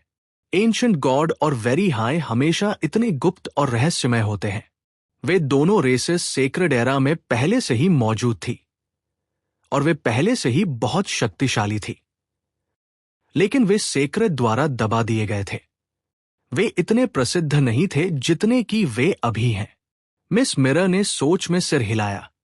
अगर ड्यू गॉड सिटी गॉड्स के युग में पहले से ही मौजूद थी और ये उसके बाद किसी बिंदु पर नष्ट हो गई, तो क्या इसका मतलब यह है कि यहां रहस्य है जो एक गॉड बनने के लिए क्या करना पड़ता है उससे जुड़े हुए हैं? नाइट वाइन बहुत उत्साहित लग रहा था। वीर ने सिर हिलाया। हो सकता है नहीं। ड्यू गॉड सिटी के इस तरह नष्ट होने का मतलब है कि एंशिएंट गॉड विफल रहे। हो सकता है कि ड्यू गॉड सिटी के अंदर का रहस्य पहले ही चोरी हो गया हो। यह अब सिर्फ एक खाली शहर हो सकता है। नाइट वाइन ने तर्क की इस रेखा को समझा, लेकिन उसे अभी भी ड्यू गॉड सिटी को लूटने की उम्मीद थी। उसने कहा, नहीं, इस शहर के अंदर कुछ जरूर होगा, वरना अन्य शक्तियां शहर में लड़ने की कोशिश क्यों कर रही हैं? कहना मुश्किल है, वीर ने धीरे से कहा। सच कहूं तो वीर ने भी सोचा कि ड्यू गॉड सिटी के अंदर कुछ था, लेकिन वह चीज गॉड बनने के रहस्य से बहुत अलग हो सकती थी। शायद कुछ भयानक लोग महान लड़ाई से बच गए थे और अब जानबूझकर लोगों को अंदर लुभा रहे थे। वीर को इस जगह के बारे में एक बुरा एहसास था। उन्हें एक पत्थर मिला था जो एक डीफाइड को एक किंग में बदल सकता था, और एक मूर्ति जिसमें 1000 हाथ और 1000 आंखें थी। इस डरावनी जगह के अंदर जो भी था वो बहुत अच्छा नहीं होगा। चलो अभी के लिए अंदर चलते हैं, मिस मिरर ने नाइट वाइन से कहा। नाइट वाइन मलबे को तोड़ने और बाहर निकालने के लिए वापस चला गया। पूरी ड्यू गॉड सिटी पत्थर के अवलांच के नीचे दबी हुई थी। यहां तक कि संरचनाएं और सड़कें भी सब चट्टान से दबी हुई थी। अगर नाइट वाइंड और बाकी आगे बढ़ना चाहते थे तो उन्हें पत्थरों को हटाना होगा। सौभाग्य से शहर की सभी चट्टानें पहले ही टूटकर मलबे में बदल चुकी थी। दरवाजे के बाहर जो उन्हें बड़े बड़े टुकड़े मिले थे वैसे नहीं थे। इसके कारण उन्हें पत्थरों को छोटे टुकड़ों में तोड़ने के लिए उपकरणों की जरूरत नहीं थी। उन्हें बस टूटे हुए पत्थरों को बाहर निकालना था। नाइट वाइन की शक्तियों के साथ पहाड़ों को हटाना मुश्किल नहीं होता, इसलिए कुछ मलबे को हटाना वास्तव में आसान था। हालांकि उसने पूरी मलबे को हटाने के लिए अपनी शक्ति का उपयोग करने की हिम्मत नहीं की। उसे डर था कि पत्थर के नीचे दबी कोई कीमती चीज टूट न जाए। साथ ही इस मौके पर कि शहर के भीतर कुछ अभी भी जीवित और सो रहा था, वो उसे जगाना नहीं चाहता था। हाल के दिनों में जो अनुभव हुए थे उसके बाद नाइट वाइन जैसा एक डीफाइड एलीट भी ड्यू गॉड सिटी के साथ उचित सम्मान के साथ व्यवहार करेगा। वो कुछ भी बेवकूफी करने की कोशिश नहीं करेगा। नाइट वाइंड ने अपनी अंधेरे की सब्सटेंस चेन्स का मार्गदर्शन किया। दर्जन मीटर चौड़ी चट्टानों को एक तरफ सरका दिया। बुर्ज से आगे निकलने के बाद उन्होंने खुद को एक चौक में पाया। नाइट वाइंड खोदता रहा। 100 मीटर पत्थर हटाने के बाद रुक गया। उसने उस जगह को घूरा जिसे उसने अभी अभी खोदा था। वीर और मिस मिरर ने ध्यान से नाइट वाइंड की नजर का पीछा किया। पास में एक बड़ी स्वॉर्ड मलबे से आंशिक रूप से बाहर निकली हुई थी। स्वॉर्ड का हैंडल 1 फुट चौड़ा और 2 फुट लंबा था। वे ये नहीं बता सकते थे कि ब्लेड कितना लंबा था क्योंकि ब्लेड प्लाजा की जमीन में गहरा धंसा हुआ था। इसका केवल 80 सेंटीमीटर ही दिखाई दे रहा था। स्वॉर्ड काफी जंग लगी हुई थी और वो ग्रे परत से ढकी हुई थी। हथियार को देखते ही वीर के चेहरे पर एक गंभीर भाव आ गया। इससे एक शक्तिशाली हत्यारी ऑरा निकल रही थी। हैंडल एक बांस की शाखा के आकार का था और इसे बचाने के लिए कोई वास्तविक हैंडगार्ड नहीं था। हैंडल सीधे स्वॉर्ड के ब्लेड से जुड़ा हुआ था। यह दोधारी थी और ब्लेड के केंद्र में अजीब प्रतीक उत्कीर्ण थे। वे सांप या बेल जैसे लग रहे थे। ब्लेड का बहुत कम हिस्सा दिखाई देने के कारण यह बताना कठिन था कि वे वास्तव में क्या थे। नाइट वाइंड ने इस आधेधबे स्वॉर्ड में कुछ खतरनाक महसूस किया। यही वजह थी कि उसने खुदाई बंद कर दी थी। उसने बस इसे घूरा। वीर स्वॉर्ड से निकलती शक्ति को महसूस कर सकता था। ऐसा था जैसे 1000 क्रोधित आत्माएं इसके ब्लेड के भीतर संघर्ष एंड और चीज रही हों। लेकिन जब उसने करीब से देखा तो वो वास्तव में हथियार के बारे में कुछ भी खतरनाक पता नहीं लगा सका। ये विशाल थी, लेकिन इसके अलावा ये साधारण और जंग से ढकी हुई थी। नाइट वाइंड ने अपनी अंधेरे की स्वॉर्ड को फिर से उठाया और धीरे धीरे बड़ी स्वॉर्ड की ओर बढ़ा। वो इतना सावधान था कि ऐसा लग रहा था जैसे वह पृथ्वी में धंसी हुई जंग लगी स्वॉर्ड के बजाय किसी भयानक डीफाइड एलीट की ओर चल रहा हो। मिस मिरर और वीर पीछे हट गए। वे अब किंग क्लास के थे। अगर नाइट वाइंड इस खतरे को संभाल नहीं सकता था तो विषमताओं को बराबर करने के लिए वे कुछ नहीं कर सकते थे। नाइट वाइंड को हर कदम उठाने के लिए खुद को मजबूर करना पड़ा। यह पूरी जगह बस बहुत अजीब थी और स्वॉर्ड के जमीन में धंसे होने के तरीके में कुछ अशुभ था। यह पूरी तरह से संभव था कि स्वॉर्ड में कोई रहस्यमय डरावनी शक्ति हो, जैसे वे 2 मूर्तियां जिनसे उनका सामना हुआ था। लेकिन शुक्र है, जब नाइट वाइंड स्वॉर्ड तक पहुंचा तो हथियार ने उसकी उपस्थिति पर कोई प्रतिक्रिया नहीं दी। नाइट वाइंड ने स्वॉर्ड को नहीं छुआ। उसने स्वॉर्ड के पीछे की चट्टानों को हटाने के लिए एक रात की सब्सटेंस चेन का उपयोग किया। उसने स्वॉर्ड के चारों ओर एक और रास्ता खोदा और स्वॉर्ड अपनी जगह पर बनी रही। कुछ नहीं हुआ। मिस मिरर ने माथे पर बल डाला और स्वॉर्ड का अध्ययन किया। वो अपने विकल्पों पर विचार करती प्रतीत हो रही थी। ऐसा लगता है कि स्वॉर्ड हमला नहीं करने वाली है। हो सकता है कि यह सिर्फ एक हथियार हो जिसे वे छोड़ गए हों। नाइट वाइंड ने स्वॉर्ड को देखा। उसकी आंखें चमक उठीं। अगर यह वास्तव में गॉड्स के युग का एक हथियार था तो शायद ये कोई ऐसी चीज थी जो एक डीफाइड वेपन की ताकत से ज्यादा थी। मेरी लेडी, क्या मुझे इसे उठाने की कोशिश करनी चाहिए? नाइट वाइंड ने मिस मिरर को देखते हुए पूछा। हालांकि मिस मिरर अब किंग क्लास की थी, फिर भी नाइट वाइंड उसका बहुत सम्मान करता था। वह उसके स्तर के कारण उससे अनादर से बात नहीं करने वाला था या उसे कम नहीं आंकने वाला था। जो भी शक्ति हमें यहां खींच लाई वह यहां नहीं है। चलो इसे नहीं हटाते, आगे रास्ता खोदना जारी रखो, मिस मिरर ने धीरे से कहा। वीर का लालची व्यक्तित्व आमतौर पर उसे हर खजाने का टुकड़ा लेने के लिए प्रेरित करता था जिसे वह ढूंढ सकता था, लेकिन इस जगह पर वह भी लापरवाह होने को तैयार नहीं था। उसने मिस मिरर की बात से सहमत व्यक्त की। फिलहाल इसे न छूना ही सबसे अच्छा था। यह जगह शापित थी, इसलिए शायद कुछ और गंदा होना अभी बाकी था। लेकिन नाइट वाइंड असहमत था। उसने एक पल के लिए सोचा और कहा, अगर ये एक हथियार है जिसे गॉड्स के बीच लड़ाई के दौरान पीछे छोड़ दिया गया था, तो शायद ये शहर की खोज में हमारी मदद करेगा। नाइट वाइन के शब्दों में कुछ सच्चाई थी। अगर वे स्वॉर्ड को आजाद कर सकते थे, तो वे इसे एक हथियार के रूप में इस्तेमाल करने में सक्षम हो सकते थे। स्वॉर्ड अतीत में अत्यंत शक्तिशाली रही होगी। अगर वे हथियार को नियंत्रित कर सकते थे, तो शायद ये कई समस्याओं को सुलझा सकता था जिनका उन्हें अभी सामना करना था। उदाहरण के लिए, स्वॉर्ड 1000 हाथों और 1000 आंखों वाली मूर्ति को तोड़ने में सक्षम हो सकती है। अगर वे ऐसा करने में सक्षम होते, तो शायद वे लालाक पावर्स को हटा सकते थे। अगर वे स्वॉर्ड का उपयोग करके अपने संक्रमण को हटा सकते थे, तो उन्हें शहर की खोज जारी रखने की जरूरत नहीं होगी। इसके बजाय वे खुशी खुशी अपनी मदद के आने तक इंतजार कर सकते थे। मिस मिरर अभी भी थोड़ी झिझक रही थी। चाहे वे स्वॉर्ड लें या नहीं, दोनों विकल्पों में फायदे और नुकसान थे।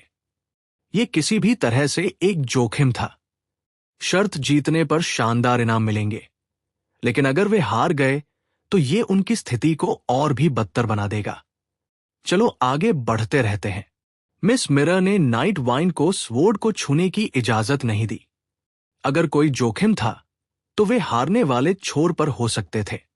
अगर वे जोखिम नहीं लेते, तो वे न जीतेंगे और न ही हारेंगे।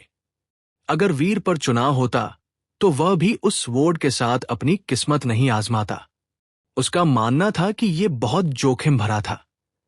हालांकि सबसे महत्वपूर्ण कारण वह स्वॉर्ड से कोई लेना देना नहीं चाहता था।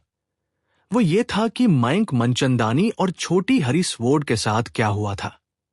हरी स्वॉर्ड बहुत छोटी थी, और इसने मयंक मनचंदानी को ऐसे व्यक्ति में बदल दिया था जो न तो आदमी था और न ही औरत। अगर वीर ने वो बड़ी स्वॉर्ड पकड़ी, तो ईश्वर ही जानता था कि क्या हो सकता है। शायद ये उसे एक हिजड़ा बना देगा। ये अकल्पनीय था। हालांकि मयंक मनचंदानी वास्तव में लड़की जैसा था। कम से कम उसके पास अभी भी एक लिंग था। नाइट वाइन ने जोर नहीं दिया। ऐसा लग रहा था कि वह अभी भी मिस मिरर के अधिकार को मानता है। हालांकि उसकी राय अलग थी। फिर भी वह मिस मिरर की इच्छा के खिलाफ नहीं गया। वे तीनों स्वॉर्ड के चारों ओर आगे बढ़े क्योंकि नाइट वाइन ने उनके सामने एक रास्ते से मलबे को हटाना जारी रखा। जैसे जैसे वे आगे बढ़े, नाइट वाइन की खुदाई ने प्लाजा में बने कई और गहरे निशान और गहरे कटे निशानों को प्रकट किया। काले पत्थर से पके कठोर मैदान में मीटरों गहरा एक स्वॉर्ड का निशान उत्कीर्ण था। काली चट्टान अविश्वसनीय रूप से मजबूत थी, लेकिन इसे पनीर की तरह काट दिया गया था। टूटे हुए पत्थर के टुकड़े हर जगह उड़ गए थे, इसलिए यह कल्पना करना डरावना था कि उस शक्ति का उपयोगकर्ता कितना शक्तिशाली रहा होगा। ये स्वॉर्ड मार्क्स उस व्यक्ति द्वारा नहीं बनाए गए होंगे जिसने बड़ी स्वॉर्ड को पीछे छोड़ा था, है ना? मुझे आश्चर्य है कि इसे किसने इस्तेमाल किया। जैसे ही वीर ने स्वॉर्ड मार्क्स को देखा, वो दबी हुई स्वॉर्ड के बारे में सोचना बंद नहीं कर सका। हेल द्वारा खोदी गई महिला नाइट वाइन की तरह सिर्फ डीफाइड थी। लेकिन जब नाइट वाइन की शक्ति ने प्लाजा पर हमला किया, तो उसने मुश्किल से ही एक खरोंच छोड़ी। कुछ प्राचीन हथियार द्वारा बनाए गए मीटरों गहरे दरारों की तुलना में अंतर चौंकाने वाला था। वे एक ही स्तर पर नहीं थे। मिस मिरर और नाइट वाइन एक ही रेखा पर सोच रहे थे, लेकिन उन्होंने पहले ही स्वॉर्ड को न छूने का फैसला कर लिया था। अब उस फैसले को पलटना संभव नहीं था। नाइट वाइन उन सभी को आगे बढ़ा रहा था जब अचानक एक डिंग आवाज आई। नाइट वाइन की डार्क सब्सटेंस चेन्स ऐसे लगी जैसे उन्होंने किसी चीज से टक्कर मारी हो, और वे अंधेरे में टूट गई। इस बार हमें क्या मिला? वीर ने बेहतर दृश्य पाने के लिए आगे बढ़ते हुए पूछा। डार्क सब्सटेंस चेन्स एक पत्थर की दीवार से टूट गई थी, और दीवार से काफी बल के साथ टकराने के बावजूद चेन्स ने इसे नुकसान नहीं पहुंचाया था। दीवार उत्कीर्णन से ढकी हुई थी, लेकिन चूंकि वे केवल दीवार का एक छोटा हिस्सा ही देख सकते थे, वे ये नहीं बता सकते थे कि उत्कीर्णन किस चीज को दर्शाते हैं। नाइट वाइन बहुत तेज चला क्योंकि उसने दीवार के चारों ओर मलबे को साफ कर दिया। कुछ ही देर बाद पूरी पत्थर की दीवार उनके सामने खुली खड़ी थी। दीवार एक फूलों की स्क्रीन जैसी लग रही थी, लेकिन यह औसत फूलों की स्क्रीन से बहुत बड़ी थी। ये 100 मीटर लंबी और 3 मीटर ऊंची थी। वीर ने ध्यान से स्क्रीन पर उत्कीर्णन को देखा और जब उसने ऐसा किया तो उसका चेहरा बदल गया। उनकी आंखें स्क्रीन के केंद्र की ओर खींची गई। पहले तो उन्होंने सोचा कि यह कुछ नहीं है, लेकिन जब दीवार के उस हिस्से को दूर बाईं ओर से देखा गया तो छवि एक बहुत अजीब चीज में बदल गई। दीवार पर तस्वीरें थी और वीर को आश्चर्य हुआ। वे सभी मानव जैसी लग रही थी। आकृतियों में हाथ, पैर और सिर थे, बिल्कुल इंसानों की तरह। हालांकि अजीब बात यह थी कि उनके चेहरे नहीं थे। जहां नाक, आंखें और मुंह होने चाहिए थे, वहां खाली जगह थी। वे कोरे और बेचेहरे आदमी थे। वीर इस नजारे से घबराया नहीं। आखिरकार उसने पहले भी कई तरह के अजीब जीव देखे थे, इसलिए बेचेहरे लोगों की कुछ नक्काशी उसे हिलाने के लिए काफी नहीं थी। तस्वीरों के बारे में परेशान करने वाली बात वे दृश्य थे जिन्हें वे चित्रित कर रहे थे। 100 मीटर की स्क्रीन में 6 तस्वीरें थी। पहली तस्वीर में एक टूटा हुआ सिटी टावर दिखाया गया था। उस टावर के सामने बिना चेहरे के कुछ आदमी खड़े थे। बेचेहरे आदमियों में से एक टावर पर हमला करने के लिए एक स्वॉर्ड का उपयोग कर रहा था। उस तस्वीर में बेचेहरे आदमियों की पीठ दिखाई गई थी। उनके चेहरे दिखाई नहीं दे रहे थे, लेकिन जब उसने इसके बारे में कुछ और सोचा और इसे पूरे रूप में लिया तो वीर का पेट ऐंठ गया और उसकी त्वचा पर रोंगटे खड़े हो गए। ओह शिट, पेंटिंग में ये बेचेहरे लोग हम नहीं हो सकते, है ना? वीर ने पहली तस्वीर को घूरा।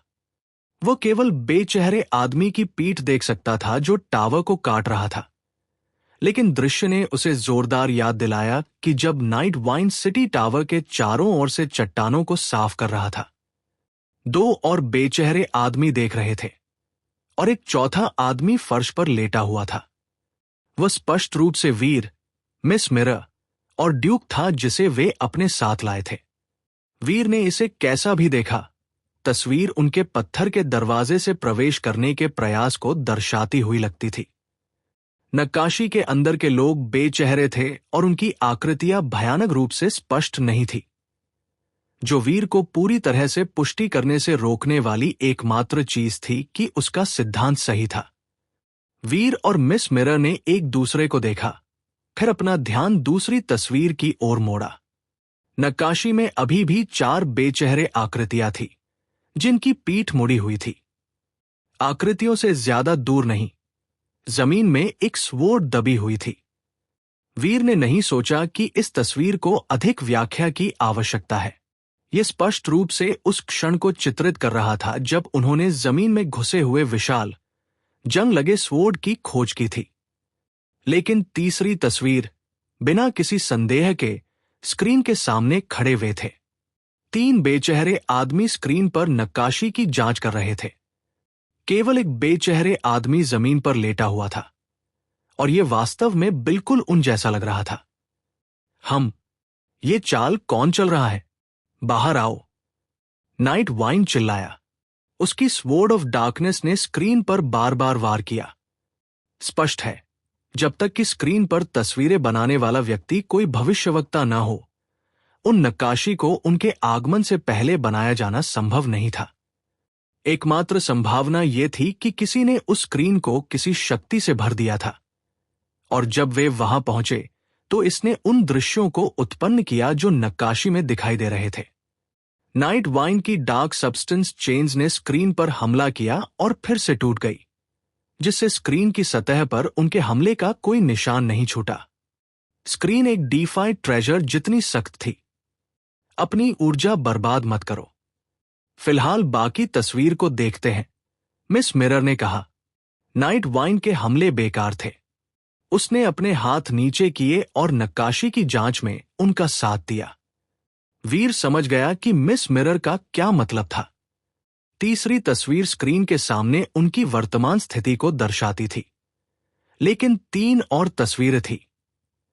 अगर नक्काशी उनके आगमन से पहले ही नक्काशी की गई थी, तो वे 3 तस्वीरें भविष्यवाणी कर सकती हैं कि आगे क्या होगा। अगर तस्वीरें जो होने वाला था उसकी भविष्यवाणी करने में विफल रहीं, या अगर उनकी भविष्यवाणियां सटीक नहीं थी, तो यह साबित हो जाएगा कि कोई उनके साथ एक चाल चल रहा था। इसका मतलब यह होगा कि स्क्रीन में कोई भविष्य की शक्ति नहीं थी और उन्हें इसकी सामग्री से डरने की जरूरत नहीं थी। वीर ने चौथी तस्वीर को देखा। चौथी तस्वीर में अभी भी 4 बेचेहरे आदमी थे, लेकिन वे अब एक पेड़ के सामने थे, और इस बार उन सभी की पीठ मुड़ी हुई नहीं थी। एक बेचेहरा आदमी फर्श पर लेटा हुआ था और अन्य 2 की पीठ मुड़ी हुई थी, लेकिन आखिरी बेचेहरा आदमी अपना बेचेहरा चेहरा दिखा रहा था। पीठ मुड़े हुए बेचेहरे आदमियों में से एक ने एक स्वॉर्ड को कसकर पकड़ा हुआ था। स्वॉर्ड बेचेहरे आदमी को भेद रही थी जो तस्वीर के सामने सामना कर रहा था। ब्लेड से खून बह रहा था। क्या यह भविष्यवाणी कर रहा है कि हम एक दूसरे को मार डालेंगे? वीर ने सोचा। नाइट वाइंड ने चौथी तस्वीर को देखा और माथे पर बल डाला। मिस मिरर की कोई प्रतिक्रिया नहीं थी और वह बस 5वीं नक्काशी को देखने के लिए आगे बढ़ गई। 5वीं तस्वीर में 4 बेचेहरे आदमी नहीं थे, केवल 3 थे। उनमें से एक जमीन पर लेटा हुआ था और अन्य 2 एक दूसरे का गला घोंट रहे थे। तस्वीर से ऐसा लगा जैसे ऊपर वाला बेचेहरा आदमी नीचे वाले आदमी का दम घोंटने में सफल हो रहा था। ये बकवास है, नाइट रिवर गुर्राया। ये एक भविष्यवाणी थी कि वे एक दूसरे को मार डालेंगे। नाइट वाइंड को वास्तव में लगा कि कोई उनके साथ चाल चल रहा है, उन्हें डराने की कोशिश कर रहा है। फिर से मिस मिरर ने कोई प्रतिक्रिया नहीं दिखाई। वो अंतिम 6ठी तस्वीर को देखने के लिए आगे बढ़ गई। 6ठी तस्वीर और भी अजीब थी। केवल 2 बेचेहरे आदमी बचे थे। उनमें से एक जमीन पर था और दूसरा घुटने टेके हुए था। उसके हाथ प्रार्थना में जुड़े हुए थे। प्रार्थना कर रहे आदमी के सामने 1000 हाथ और 1000 आंखों वाली एक मूर्ति थी।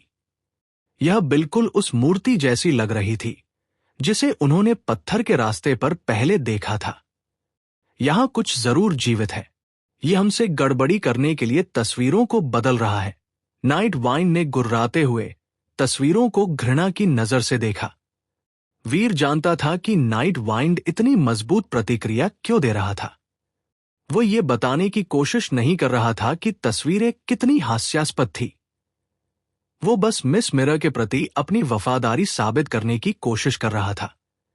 उन 4 बेचेहरे आदमियों के कोई चेहरे नहीं थे और उनकी शारीरिक आकृतियों से भी उनकी पहचान नहीं की जा सकती थी।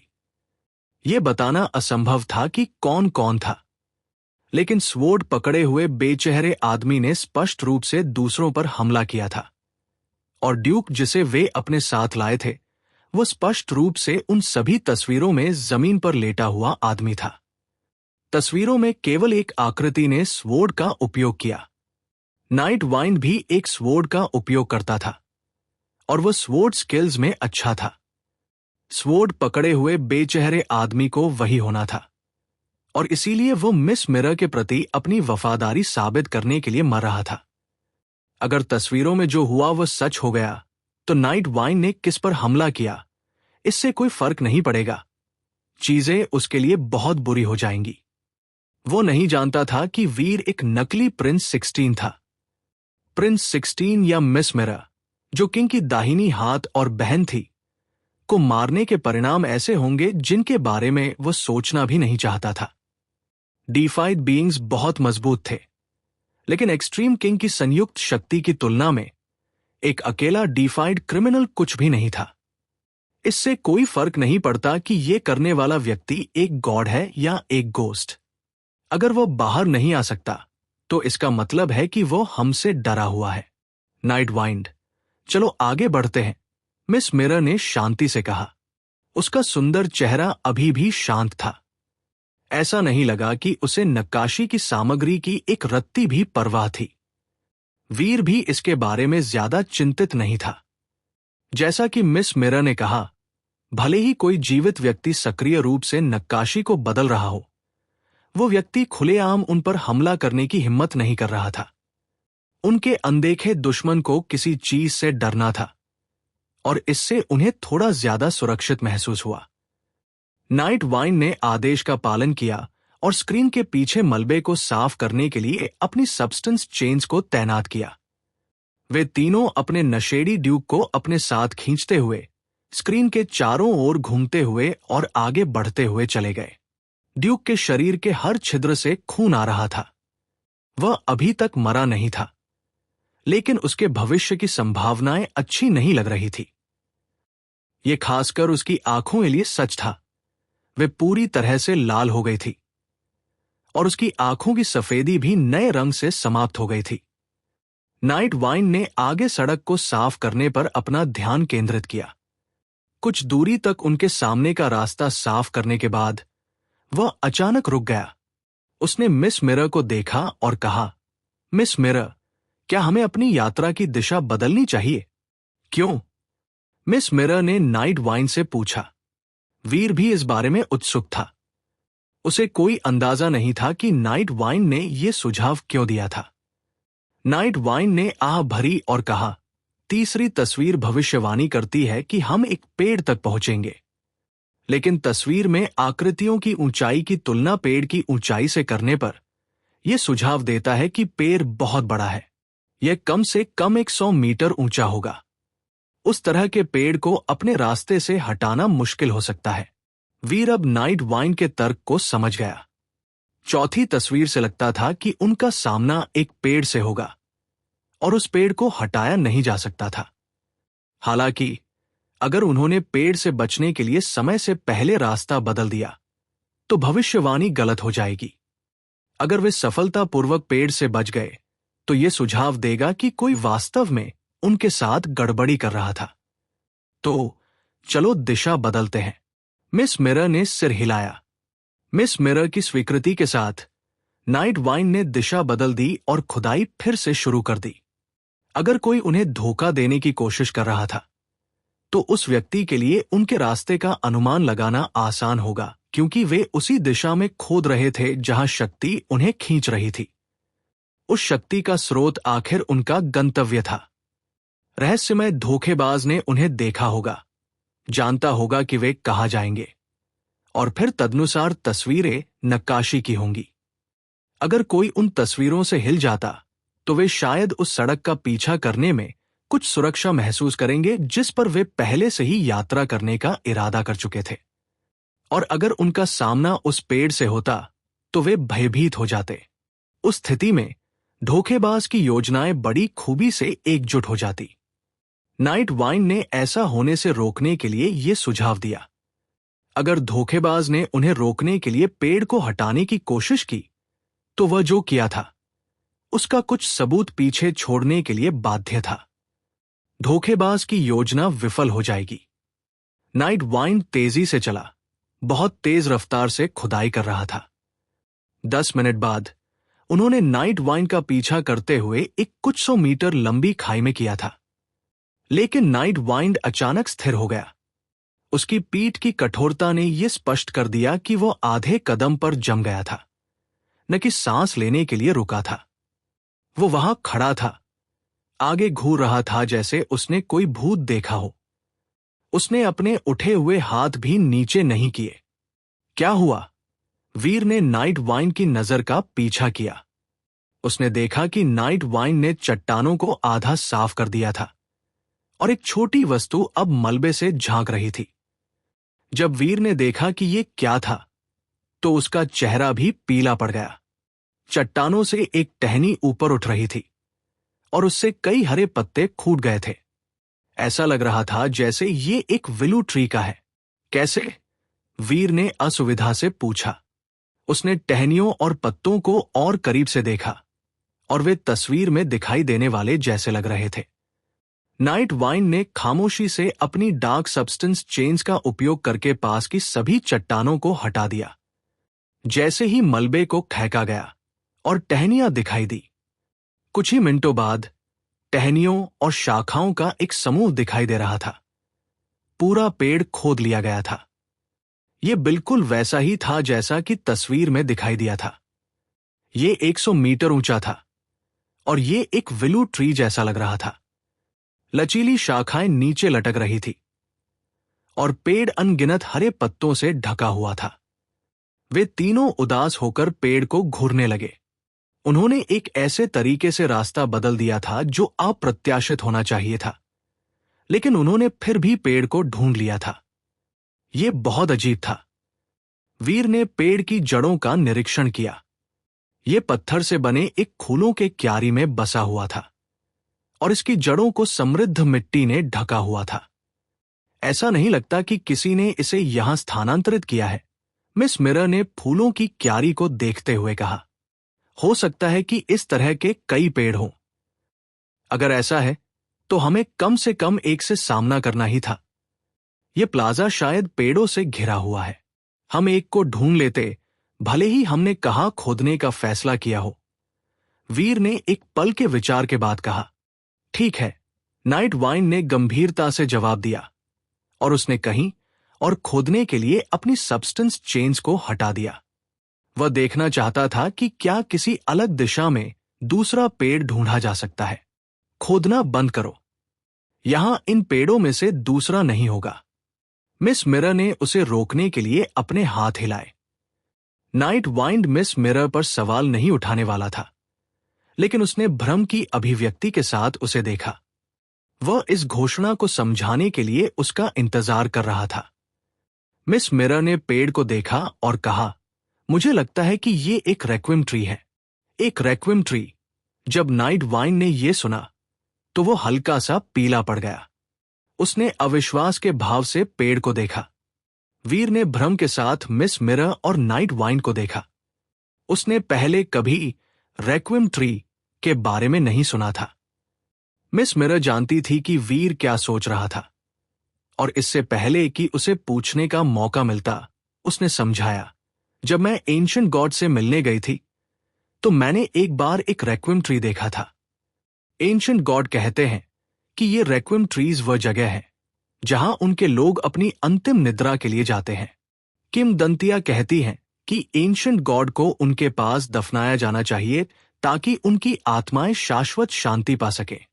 अगर आपने एंशिएंट गॉड के बीच इस तरह का एक पेड़ देखा है और अब यहां एक और है, तो ऐसा नहीं लगता कि ये चीजें भयानक रूप से दुर्लभ है। आप क्यों कहेंगे कि यहां कहीं आसपास दूसरा पेड़ नहीं होगा? वीर ने पूछा। उसकी भौं सिकुड़ी हुई थी। वो स्पष्ट रूप से कुछ याद कर रहा था। मुझे नहीं पता कि यूनिवर्स में कितने रेक्विम ट्रीज हैं, लेकिन मैंने जो पहले देखा था वो केवल 2 फुट ऊंचा था। मिस मिरर ने कहा। उस रेक्विम ट्री के मास्टर ने कहा कि वे वैसे भी सिर्फ 3 फुट की ऊंचाई तक ही बढ़ते हैं, फिर वे बढ़ना बंद कर देते हैं। अगर एक एंशिएंट गॉड की मृत्यु हो जाती है और उसे रेक्विम ट्री के नीचे दफनाया जाता है, तो ये एंशिएंट गॉड के शरीर को अवशोषित कर लेगा। पेड़ फिर 1 और फुट बढ़ेगा, न कम और न ज्यादा। गणित करो। अगर यह पेड़ इतना ऊंचा हो गया है तो यहां कितने एंशिएंट गॉड के शरीर थे? क्या आपको लगता है कि कई पेड़ होंगे जो इस ऊंचाई तक पहुंच चुके होंगे? क्या यह वास्तव में एक रेक्विम ट्री है? वीर ने पेड़ को घूरा। अचानक उसकी विशाल ऊंचाई को एक पूरे नए प्रकाश में देखा। एंशिएंट वाटर गॉड के शरीर ने कुछ सिस्टम को नम कर दिया था, जिससे कई ग्रहों में जीवन आ गया था और यहां तक कि आदिम रेसेस का स्तर भी बढ़ गया था। अगर मिस मिरर सच कह रही थी तो उस रेक्विम ट्री ने कम से कम कुछ 100 एंशिएंट गॉड के शरीर को अवशोषित कर लिया होगा। इसे ऊर्जा की एक अविश्वसनीय मात्रा लेनी पड़ी होगी। यह कल्पना करना कठिन था कि पेड़ कितना मजबूत होना चाहिए, लेकिन वीर उस भयानक जीवन शक्ति को महसूस नहीं कर सका जो पेड़ से विकिरण कर रही होगी। उसके लिए यह एक साधारण पौधे से थोड़ा अधिक था। यह निर्धारित करना आसान है कि यह एक असली रेक्विम ट्री है या नहीं।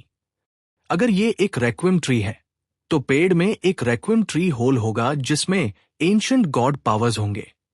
मिस मिरर पेड़ के चारों ओर चलने लगी और जल्द ही वह एक जगह रुक गई। उसने तने पर एक विशिष्ट स्थान को घूरा। वीर और नाइट वाइंड मिस मिरर के पास गए। उन्होंने मिस मिरर की नजर का पीछा किया और उसे एक पेड़ के छेद को देखते हुए पाया जो एक आदमी की मुट्ठी के आकार का था। छेद का आंतरिक भाग जेट ब्लैक था और वीर की दृष्टि अंधेरे को भेदने और यह देखने के लिए पर्याप्त नहीं थी कि अंदर कुछ है या नहीं। ये वही है, ये एक रेक्विम ट्री होल है। हालांकि मैं ये नहीं बता सकती कि वहां एक रेक्विम ट्री एग है या नहीं। मिस मिरर ने पेड़ के छेद को देखते हुए खुद से बुदबुदाया। पेड़ बच्चे पैदा करते हैं, क्या यह रेक्विम ट्री एक जेनोजेनिक है? वीर ने भ्रम में पूछा। मिस मिरर ने सिर हिलाया। मुझे नहीं पता कि रेक्विम ट्री एक जेनोजेनिक है या नहीं, लेकिन यह बच्चे पैदा नहीं करता है। ट्री एग अनिवार्य रूप से पेड़ के रेजिन का एक संग्रह है। एक रेक्विम ट्री जितनी अधिक ऊर्जा लेता है, वो उतना ही अधिक रेजिन उत्पन्न कर सकता है। वह रेजिन ट्री होल के अंदर एकत्रित होकर एक ऑब बन जाता है। ये कुछ चींटी के अंडे जैसा लगता है। उन्हें ट्री एग्स कहा जाता है। मुझे एक आदमी की कहानी बताई गई थी जिसने नाखून के आकार का एक रेक्विम ट्री एग प्राप्त करने में सफलता प्राप्त की थी। वह केवल एक लोटियर किंग था, लेकिन उसने रेक्विम ट्री एग की शक्ति का उपयोग डीफाई तक आगे बढ़ने के लिए किया। तब से रेक्विम ट्री एग्स पूरे यूनिवर्स में सबसे अधिक मांगे जाने वाले खजाने बन गए हैं। लेकिन किंग क्लास बीइंग को डीफाई तक उठने में मदद करने की रेक्विम ट्री एग्स की क्षमता केवल द्वितीयक महत्व की है। लोग उनमें अधिक रुचि रखते हैं क्योंकि उनका उपयोग डीफाइड इंडिविजुअल्स को आरोहण में मदद करने के लिए किया जा सकता है। मिस मिरर रुकी और आगे कहा, लेकिन यहां हुई लड़ाई को देखते हुए मुझे डर है कि ट्री होल के अंदर रेक्विम ट्री एग पहले ही ले जाया जा चुका है। हो सकता है कि यह अभी भी यहां हो। मुझे देखने दो, नाइट वाइंड ने कहा। फिर वो हवा में उछला और ट्री होल तक उड़ गया। वह ठीक उसके सामने मंडराया, अंदर झांकने के लिए अपनी आंखों को ठीक ट्री होल के पास रख दिया। ये ट्री होल अजीब है। मैं ठीक इसके अंदर देख रहा हूं, लेकिन मुझे अंदर कुछ भी दिखाई नहीं दे रहा है। नाइट वाइंड ने मिस मिरर से कहा, रेक्विम ट्रीज एंशिएंट गॉड के लिए विश्राम के पेड़ हैं। उनके पास असामान्य शक्तियां हैं, इसलिए डीफाइड एलीट्स भी ये नहीं देख सकते हैं कि ट्री होल के अंदर क्या है। खुशकिस्मती से रेक्विम ट्री होल्स खतरनाक नहीं होते हैं। बस अपना हाथ अंदर डालो, मिस मिरर ने कहा। नाइट वाइंड झिझका, लेकिन उसने वही किया जैसा उसे निर्देश दिया गया था। बस एहतियात के तौर पर उसने अपने हाथ को नाइट पावर में ढक दिया जो ट्री होल के अंदर निवास करने वाले किसी भी बुराई के खिलाफ रक्षा करेगा। फिर उसने अपना हाथ छेद में डाल दिया। उसने कहा कि ट्री होल खतरनाक नहीं था, लेकिन किसे पता था कि कुछ विषाक्त कीट ने वहां अपना घर बनाने का फैसला किया हो या कुछ और। यह पूरा शहर शापित लग रहा था और इसलिए नाइट वाइन के तर्क के अनुसार विचित्र विषाक्त कीट संभव नहीं थे। नाइट वाइन को छेद में अपना हाथ डालते देख वीर को उसकी ओर से घबराहट महसूस हुई। अगर ट्री होल के अंदर कुछ अजीब था और उसने नाइट वाइन को अंदर खींच लिया तो यह वास्तव में डरावना होगा। लेकिन नाइट वाइन के छेद में अपना हाथ डालने के बाद उसके चेहरे पर एक मुस्कान आ गई। उसने चिल्लाया, अंदर कुछ है। यह गोलाकार है और यह एक पत्थर जैसा महसूस होता है। हालांकि मुझे नहीं पता कि यह एक रेक्विम ट्री एग है या नहीं। इसे अपने हाथ से छुओ। अगर यह एक रेक्विम ट्री एग है तो तुम्हारे हाथ से रेजिन की गंध आएगी, मिस मिरर ने कहा। नाइट वाइन ने वस्तु को छुआ और फिर सूंघने के लिए छेद से अपना हाथ बाहर निकाला। उसे वास्तव में इसे अपनी नाक तक लाने की जरूरत नहीं थी। पेड़ के नीचे भी वीर और मिस मिरर उस सुखद घास जैसी खुशबू को सूंघ सकते थे। अकेली गंध ही वीर को ऐसा महसूस कराने के लिए पर्याप्त थी कि उसका शरीर एक लंबी सर्दी के बाद जाग रहा है। उसे इतना आराम महसूस हुआ, ऐसा लगा जैसे उसकी कोशिकाएं जीवित हो रही हों। बुरा नहीं, ये एक रेक्विम ट्री एग की गंध है। मुझे मुश्किल से विश्वास हो रहा है कि रेक्विम ट्री एग अभी भी वहां है। इसे बाहर निकालो, मिस मिरर ने कहा। नाइट वाइन ने ट्री एग को बाहर निकालने के लिए तुरंत फिर से छेद में हाथ डाला, लेकिन जब उसने अपनी बाहों को वापस बाहर निकालने की कोशिश की तो वे अचानक रुक गई। वो अंडा बाहर नहीं निकाल पा रहा था। अंडा बहुत बड़ा है, मैं इसे छेद से गुजार नहीं पा रहा हूं, नाइट वाइन ने कहा। उसने छेद को चौड़ा करने की कोशिश में उसे काटने के लिए अपनी स्वॉर्ड ऑफ डार्कनेस बाहर निकाली, लेकिन जब स्वॉर्ड ऑफ डार्कनेस पेड़ की छाल से टकराई तो उसने केवल एक छोटा सफेद खरोंच का निशान पीछे छोड़ा। एक मजबूत दंत का हल्का सा भी एहसास नहीं था। इसे काटने की कोशिश बेकार है। रेक्विम ट्री एंशिएंट गॉड के कई सदस्यों का विश्राम स्थल है, यहां तक कि एक छोटा रेक्विम ट्री भी अधिकांश पावर्स और गियर के लिए अभेद्य है, और ये पेड़ विशाल है, मिस मिरर ने कहा। क्या वो अंडे को टुकड़ों में तोड़कर उन्हें इस तरह बाहर नहीं ला सकता? वीर ने कहा। अंडा रेक्विम ट्री से भी कठिन होगा। वो इसे कैसे तोड़ने वाला है? मिस मिरर ने वीर पर आंखें घुमाई। फिर वो फिर से नाइट वाइन की ओर मुड़ी। ट्री एग कितना बड़ा है? बहुत बड़ा, नाइट वाइन ने कहा। उसकी आवाज अजीब तरह से भटकी हुई थी। बहुत बड़ा कितना बड़ा है? एक दिमाग जितना बड़ा? वीर ने हंसते हुए पूछा। नाखून के आकार के एक रेक्विम ट्री एग ने एक किंग को एक डीफाइड में बदल दिया था। अगर एक दिमाग के आकार का रेक्विम ट्री एग होता तो ये शायद एक युद्ध शुरू कर देगा जो पूरे यूनिवर्स को समाप्त कर देगा। अगर तुम्हारा दिमाग 1 मीटर चौड़ा है तो हां, यह तुम्हारे दिमाग के आकार का है, नाइट वाइन ने धीरे से कहा। वीर ने देखा कि आदमी की आंखें बहुत चौड़ी थी। क्या इतना बड़ा? वीर ने भारी आवाज में पूछा। उसकी आंखें लगभग खोपड़ी से बाहर निकल आई। वो मुश्किल से विश्वास कर सकता था कि वो कितना बड़ा था। क्या तुम्हें पक्का यकीन है कि वह एक रेक्विम ट्री एग है और कुछ और नहीं? मिस मिरर ने सदमे में पूछा। उसे भी विश्वास नहीं हो रहा था। किसी ने पहले कभी इतने विशाल रेक्विम ट्री एग के बारे में नहीं सुना था। यहां तक कि छोटे अंडे भी डीफाइड एलीट्स के बीच अनमोल अवशेष माने जाते थे, लेकिन ये एक 1 मीटर लंबे रेक्विम ट्री एग का विचार लोगों के खून को खौलाने और उनके सीने में उनके दिल को उछालने के लिए पर्याप्त था। उस तरह की चीज की शक्ति कल्पना से परे थी। मुझे नहीं पता, तुम्हें खुद इसकी पुष्टि करनी चाहिए, miss mirror. Night wine tree hole से नीचे आया। जब वह मिस मिरर से बात कर रहा था तो वह अभी भी कुछ हैरान लग रहा था। नाइट वाइन के चेहरे पर ऐसा भाव देखना अजीब था, लेकिन ऐसे रेक्विम एग को देखने पर एक डीफाइड को भी अपनी उत्सुकता को संभालने में कठिनाई होना निश्चित था। एक रेक्विम ट्री एग डीफाइड्स को मजबूत कर सकता था। एक बेर के आकार का एक रेक्विम ट्री एग एक डीफाइड के स्तर को काफी बढ़ा सकता था। अगर एक डीफाइड इस परिमाण के एक ट्री एग को परिष्कृत करता है तो वे आसानी से एक गॉड स्पिरिट बन सकते हैं। मिस मिरर ट्री होल तक उड़ गई। उसने अपना हाथ अंदर डाला और ट्री होल के चारों ओर टटोलना शुरू कर दिया। सेकंडों बाद आश्चर्य में उसका जबड़ा ढीला लटक गया। ये वास्तव में एक रेक्विम ट्री एग है। मुझे विश्वास नहीं हो रहा है कि इतना बड़ा अंडा मौजूद है, मिस मिरर ने 10 मिनट तक उलझने के बाद अंत में कहा। उसके भाव ने कहा कि वह पूरी तरह से निश्चित नहीं थी कि उसे कैसा महसूस करना चाहिए। यह वास्तव में एक रेक्विम ट्री एग है, वीर और नाइट वाइन ने एक साथ कहा। हाँ, और ये गोलाकार भी है। ये 1 मीटर और 2 मीटर के बीच चौड़ा है। मिस मिरर आ भरने से खुद को रोक नहीं पाई। ये शर्म की बात है कि ट्री होल केवल एक मुट्ठी के आकार का है।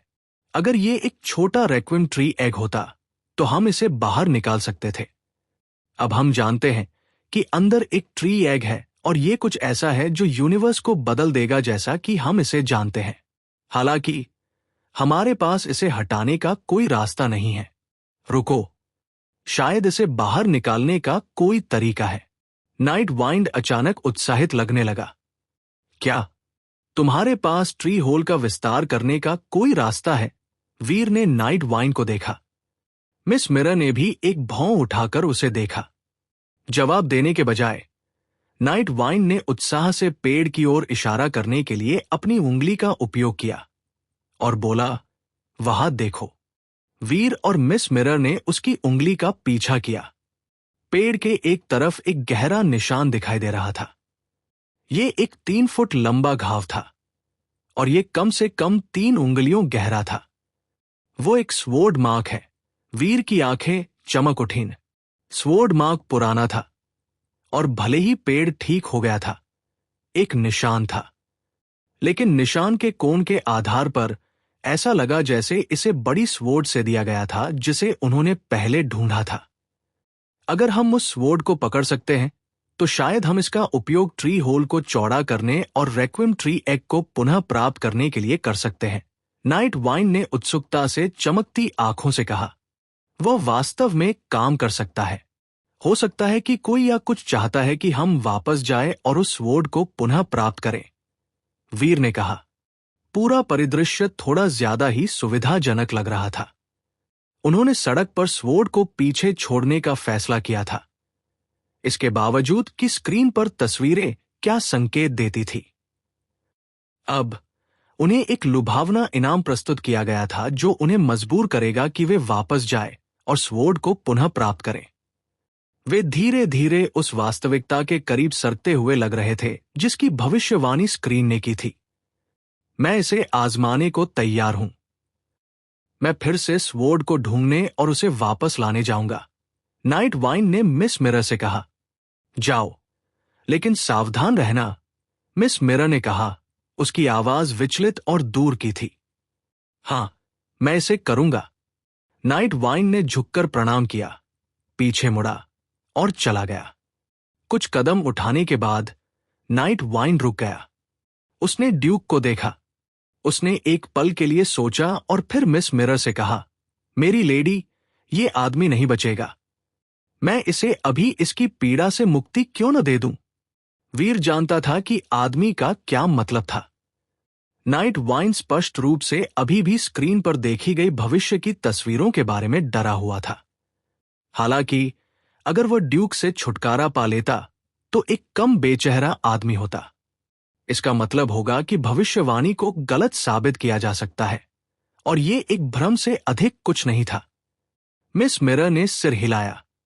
नाइट वाइन ने ड्यूक को उठाया और चला गया। क्या उसे जाने देना बुद्धिमानी है? वीर ने मिस मिरर को देखते हुए पूछा। वीर ने सोचा कि मिस मिरर और नाइट वाइन जितना कह रहे थे उससे अधिक जानते थे, लेकिन मिस मिरर ने नाइट वाइन को जाने से रोकने की कोशिश नहीं की थी। इसने वीर को भ्रमित कर दिया। मिस मिरर नहीं हिली और उसकी आवाज ठंडी थी। तुम्हें लगता है कि अगर मैंने उसे जाने से मना किया तो वो रुकता? आपका मतलब है नाइट वाइन रेक्विम ट्री एग के लिए हमें धोखा देगा? वीर अब समझ गया कि मिस मिरर का क्या मतलब था। अगर उसने नाइट वाइन को स्वॉर्ड लेने से रोक दिया और नाइट वाइन रेक्विम ट्री एग को बुरी तरह से चाहता था, तो तस्वीर में जो हुआ वो वास्तव में हो सकता है। मुझे निश्चित रूप से नहीं पता कि नाइट वाइन हमें धोखा देगा या नहीं, लेकिन जब इस अंडे जैसा मूल्यवान कुछ दाव पर होता है तो वफादारी की परीक्षा ली जा सकती है। रेक्विम ट्री एग एक खजाना है जो बहुत लुभावना है और अभी नियमों को तोड़ने के लिए कुछ ही परिणाम होंगे। मुझे सावधान रहना होगा। मिस मिरर ने एक आह के साथ समाप्त किया। नाइट वाइन के बारे में जो आप जानती हैं, अगर वो वास्तव में स्वॉर्ड को वापस लाता है और रेक्विम ट्री एग पर दावा करता है, तो क्या आपको लगता है कि वह एक कदम आगे बढ़ेगा और कुछ और करेगा? वीर ने पूछा। मैं ईमानदारी से नहीं जानती। मिस मिरर ने सिर हिलाया और फिर उसने कहा, तो हमें बस तैयार रहने की जरूरत है। मुझे उम्मीद है कि नाइट वाइन हमें धोखा देने का फैसला नहीं करता है, लेकिन अगर वो करता है तो हमें एक आकस्मिकता की जरूरत है जो हमें सांस लेते रहने दे। मैं अब वो नहीं हूं जो मैं कभी थी। याद रखो, मैं केवल किंग क्लास हूं। अगर हम लड़ते हैं तो मैं नाइट वाइन को हराने की उम्मीद नहीं कर सकती। हमारे बचने का एकमात्र मौका यह है कि तुम और मैं मिलकर काम करें। भले ही तुम और मैं मिलकर काम करें। एक डिफाइड एलीट से लड़ना आसान नहीं होगा। वीर ने सिर हिलाया। मिस मिरर ने अपनी बैंग्स पर अपनी उंगलियों को फेरा, मुस्कुराई और कहा, भले ही 10 साधारण किंग्स एक साथ मिल जाए, उनकी सामूहिक शक्ति नाइट वाइन को हराने के लिए पर्याप्त नहीं हो सकती है। लेकिन तुम और मैं अलग हैं। अगर हम मिलकर काम करते हैं, भले ही हम उसे हरा न सके, हमें खुद को जीवित रखने में सक्षम होना चाहिए। मैं तुम्हारे साथ हूं। बेशक, मेरी लेडी, वीर मुस्कुराया। हालांकि मैं किंग क्लास बन गई हूं, मेरे पास अभी भी एक डीफाइड का दिमाग है और मैं नाइट वाइन की पावर को समझती हूं। मैं नाइट वाइन के बारे में सब जानती हूं। मुझे बस तुम्हें वही करने की जरूरत होगी जो मैं कहूं। अगर वो वास्तव में कुछ जल्दबाजी करने की कोशिश करता है, तो हम उसे तब तक रोकेंगे जब तक हम भाग नहीं सकते। मिस मिरर ने कहा, मैं तुम्हारी बात सुनूंगा, मेरी लेडी, वीर ने जल्दी से जवाब दिया। लेकिन उसके दिमाग में एक अलग योजना थी। चीजें जटिल हो गई थी। उन तीनों में से प्रत्येक की अपनी योजना थी। हालांकि उन सभी के व्यक्तिगत लक्ष्य थे, वे जानते थे कि ऐसी जगह पर जीवित रहना मुश्किल होगा। लेकिन उनमें से कोई भी रेक्विम ट्री एग के लालच का विरोध नहीं कर सका। हालांकि मिस मिरर ने इसके बारे में कुछ नहीं कहा था। स्पष्ट रूप से रेक्विम ट्री एग के बारे में उसके अपने विचार थे। वो बस नाइट वाइन की तरह स्पष्ट नहीं थी। वे दोनों चुप हो गए। वीर ने सोचा कि असुविधाजनक खामोशी को बढ़ने देना अच्छा विचार नहीं था, इसलिए उसने बात करना शुरू कर दिया। क्या तुम्हें लगता है कि नाइट वाइन सुरक्षित रूप से उस बड़ी स्वॉर्ड को पुनः प्राप्त कर सकता है? मुझे नहीं पता। मिस मिरर रुकी। यह निश्चित रूप से लगता है कि कोई या कुछ इस स्थिति को ऑर्केस्ट्रेट कर रहा है, हमें रेक्विम ट्री एग के लिए लड़ने के लिए प्रेरित करने की कोशिश कर रहा है। चूंकि इस एंटिटी को स्पष्ट रूप से बड़ी स्वॉर्ड की आवश्यकता लगती है, सामान्य ज्ञान तुम्हें बताना चाहिए कि स्वॉर्ड खतरनाक है। लेकिन नाइट वाइंड इसे वैसे भी पुनः प्राप्त करने गया, और वह मूर्ख नहीं है। चूंकि उसने जाने पर जोर दिया, उसके पास एक अंदरूनी मकसद हो सकता है, शायद। मिस मिरर ने अपना विचार पूरा नहीं किया, लेकिन उसके चेहरे पर दिखने वाले भाव ने सुझाव दिया कि वह चिंतित थी। वीर ने वहां से बात शुरू की जहां मिस मिरर ने छोड़ा था, और उसने कहा, शायद वह उस भविष्य के बारे में चिंतित नहीं है जिसकी भविष्यवाणी स्क्रीन ने कही थी। मिस मिरर ने जवाब नहीं दिया। यह एक मूक समझौते जैसा था। वीर ने आगे कहा, अगर भविष्यवाणी झूठी है तो नाइट वाइन ठीक है। अगर भविष्यवाणी सच है तो स्वॉर्ड चलाने वाला व्यक्ति वैसे भी ठीक होना चाहिए। आखिरकार, भविष्यवाणी में जो कोई भी स्वॉर्ड लेता है, वो वही होगा जो एग पर दावा करता है और जीवित रहता है। नाइट वाइन के पक्ष में जीवित रहने की विषमताएं जंगली रूप से झूल रही है। जिस तरह से चीजें वर्तमान में खड़ी हैं, अगर चीजें बुरी तरह से जाती हैं, तो तुम और मैं उसे नीचे नहीं ला सकते। मिस मिरर ने सिर हिलाया। वह सहमत थी। लेकिन एक चीज है जो मुझे समझ नहीं आती। नाइट वाइंड कैसे निश्चित हो सकता है कि जब वो स्वॉर्ड पकड़ेगा तो कुछ भी उसे नहीं मारेगा? वीर ने मिस मिरर से पूछा। वीर नाइट वाइंड से परिचित नहीं था, इसलिए वह किसी भी आत्मविश्वास के साथ जवाब का अनुमान नहीं लगा सकता था। किसी भी डीफाइड बीइंग को कम मत आंकना। नाइट वाइंड सबसे शक्तिशाली डीफाइड नहीं है, लेकिन उसका डीफाइड लेवल तक पहुंचने का सरल तथ्य अभी भी बहुत मायने रखता है। मेरे प्रति उसकी स्पष्ट वफादारी और सेवा से गुमराह मत होना। यह तुम्हें एक दर्दनाक मौत की ओर फिसलती हुई ढलान पर डाल सकता है, मिस मिरर ने कठोर आवाज में कहा। वीर ने कंधे उचकाए। उसने और कुछ नहीं कहा। उसने अपने पीछे रास्ते पर वापस देखा, कुछ देखने की उम्मीद में। नाइट वाइंड को अब तक स्वॉर्ड के साथ वापस आ जाना चाहिए था। अगर स्वॉर्ड पर या उसके आसपास किसी तरह का जाल बिछाया गया था, तो उसे पहले ही चालू हो जाना चाहिए था। लेकिन खंडहर शहर अभी भी जानलेवा शांत था। एक भी आवाज नहीं थी। उनके पास यह जानने का कोई रास्ता नहीं था कि नाइट वाइंड ने स्वॉर्ड हटाई थी या नहीं। जब वीर सोच रहा था, तो रास्ते में दूर एक छाया दिखाई दी। यह नाइट वाइंड के जैसा लग रहा था। वास्तव में जब आकृति करीब आई तो वीर देख सका कि यह नाइट वाइंड वापस आ रहा था। उसके कंधे पर एक बड़ी स्वॉर्ड लटकी हुई थी, जो ठीक वैसी लग रही थी जैसी उन्होंने पहले देखी थी। लेकिन उनकी अपेक्षाओं के विपरीत स्वॉर्ड केवल 1 मीटर लंबी थी। नोक सपाट थी जैसे कि वह टूट गई हो। स्वॉर्ड टूटी हुई थी। इसने मिस मिरर और वीर दोनों को आश्चर्यचकित कर दिया और उन्होंने एक दूसरे के साथ उत्सुक दृष्टि का आदान प्रदान किया।